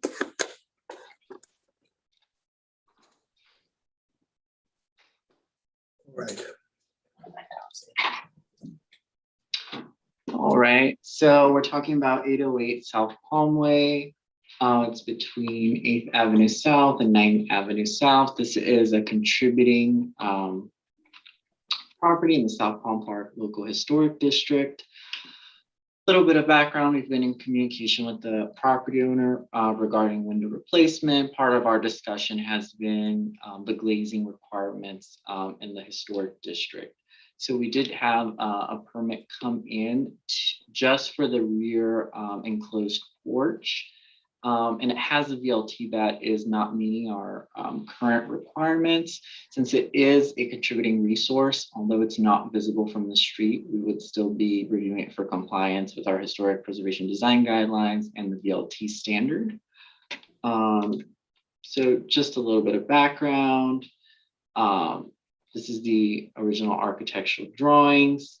The sunroom was not original to the main structure, but based on the property card history, we know it was constructed in the 30s or 40s, because in 1945, we see that there's a permit to enclose that open porch with screens. So here we have photos of that enclosed rear porch. It now has awning windows. So we got a building permit to replace those awning windows with horizontal rollers. On the sides where we have the wider openings, the applicant proposed a quarter. For the smaller openings, 50-50 slider and a French door. In regards to configurations, we did offer the applicant some options to either replicate the awnings or use windows to have a more full view appearance, since it was originally open and became a screen porch, so we could consider something more full view as appropriate. So we're bringing this as a discussion today because the applicant had some issues with, that sunroom having a lot of sun exposure, not being visible from the street. She was taking some issue with us applying that 70% VLT. So why we're bringing this today is to ask for the board's direction as to whether she wants to pursue the current glass, which has a VLT of about 60%. If you would want to see it as a formal item in an upcoming meeting, or if you can give us some direction so we can hone in and be a little bit more specific with our glazing requirement. If you find appropriate that there are certain exceptions, such as this case, a rear sunroom or enclosed porch not visible from the street that has a lot of sun exposure, if that could be reviewed a little bit differently. And just to be clear, our recommendation to the applicant, and we told her what the process was, and we explained that the process is that she requires an individual COA application. Because it was prior to this meeting, Abe and Jordan graciously gave her the offer of touching base with you all to see if you had an interest for a rear sunroom that was completely invisible on a contributing structure, like a sunroom application, if you all wanted to consider just for this application type in the checklist to allow for a different VLT. Otherwise, it would continue to be determined on an individual COA basis. Okay, who wants to start off? Can it be seen from Lakeside? No, and that's kind of the issue that we see with a lot of these rear porches, is that they were, they're completely to the rear of the structure. Most of the time they're not original to the building, and they're built as rooms to receive a lot of sun exposure. So that's kind of, where her points is that, if it's not visible and it was built as a sunroom, does the glazing requirement still apply? Of course it does in our current regulation, but that's what the point is. My opinion is that it applies. It's an older building. It's not like that one that came to us earlier that was originally constructed with tinted glass. I think that needs to comply with our code. I hope she hasn't bought something already. Oh, no, I mean, and it's a sunroom. The concept is that on a cold winter day, you get some sun in there. I can say this, again, this is in my neighborhood. And I've been having conversations, it's loosely putting it, with a couple of the neighbors over there about our VLT requirements. And have been kind of been raked over the coals, and I hope they're listening, because that's the way I've been feeling here. That it's not personal against me, but what we're looking at is the requirement that on a contributing structure, that all sides of the house are taken into effect. And on a if she had a non-contributing structure, that we would have a lot more leeway in considering the portions that do not face the street. Is that correct, Jordan? So technically, she was a non-contributing structure. This request would not have historic review. It would just go to building, this permit. Correct. For a non-contributing building, Abe and I will either typically drive by the building, or if we get a good look on Google Street View, we'll determine which windows are readily visible. The other windows on the building that aren't visible from a public street, we don't review them for window type. We don't review them for glass content. They're completely up to the applicant's preference. Now, there was also a concern about the window that is on her porch. Was that all? She's not asking anything about that. Are we? Is she smooth with that? So we did have discussions with her before a permit came in. It was not specified. I thought it was in general for the home, and then we got a permit just for the rear. So I have had previous conversations with the applicant, I think last year, about replacing windows on her structure, but nothing moved forward with that. Okay, I know that she had concerns about, I think the window in her front living room is either non-operable, it doesn't open, or she wants it to be open for a breeze to come through. And she said that was not being permitted. Yeah, we provided a few options, and just nothing ever materialized out of that. I'm sorry, this is or is not a contributing building? This is a contributing building. All right, so because we just went through this about a contributing building in a historic in a historic neighborhood, I just looked it up very quickly. Her flood zone is currently AE, I mean pending AE. So if somebody were to buy this house, or if she wanted to put an addition on it, she gains the benefits of the fact that it's probably not complying with the base flood elevation right now. So I think they have to be notified that, you know, there are pluses and minuses, and that's a huge plus as opposed to this. Absolutely. There are absolutely, you know, I know people always harp on the, you know, the difficulties of having a contributing building just because of the review process. But there are tremendous benefits that everyone might not run into, but that are, you know, worth a little bit of, you know, extra review criteria to maintain that status. Right. Yeah. Well, I can tell you, I am a little sensitive because what they say is this: nobody is going to see these windows except for us, and we're the only ones. And this is what we want, and we're trying to. And it's energy saving, and so on and so forth. And I've gone back and forth with this thing for a while, and I'm just saying, you know, we adopt some rules, and we try to. I mean, it seems to me we've been over backwards in several different cases, and been forgiving for people that have spent $60,000 and got the wrong tint. You know, and it's, you know, at some point you draw the line and you say, you know, this is what they will allow. What you do, and I better not say this, Aaron's right there. Thank you, Aaron. But yeah, I agree with what's being said. There are pluses and minuses to living in an historic district.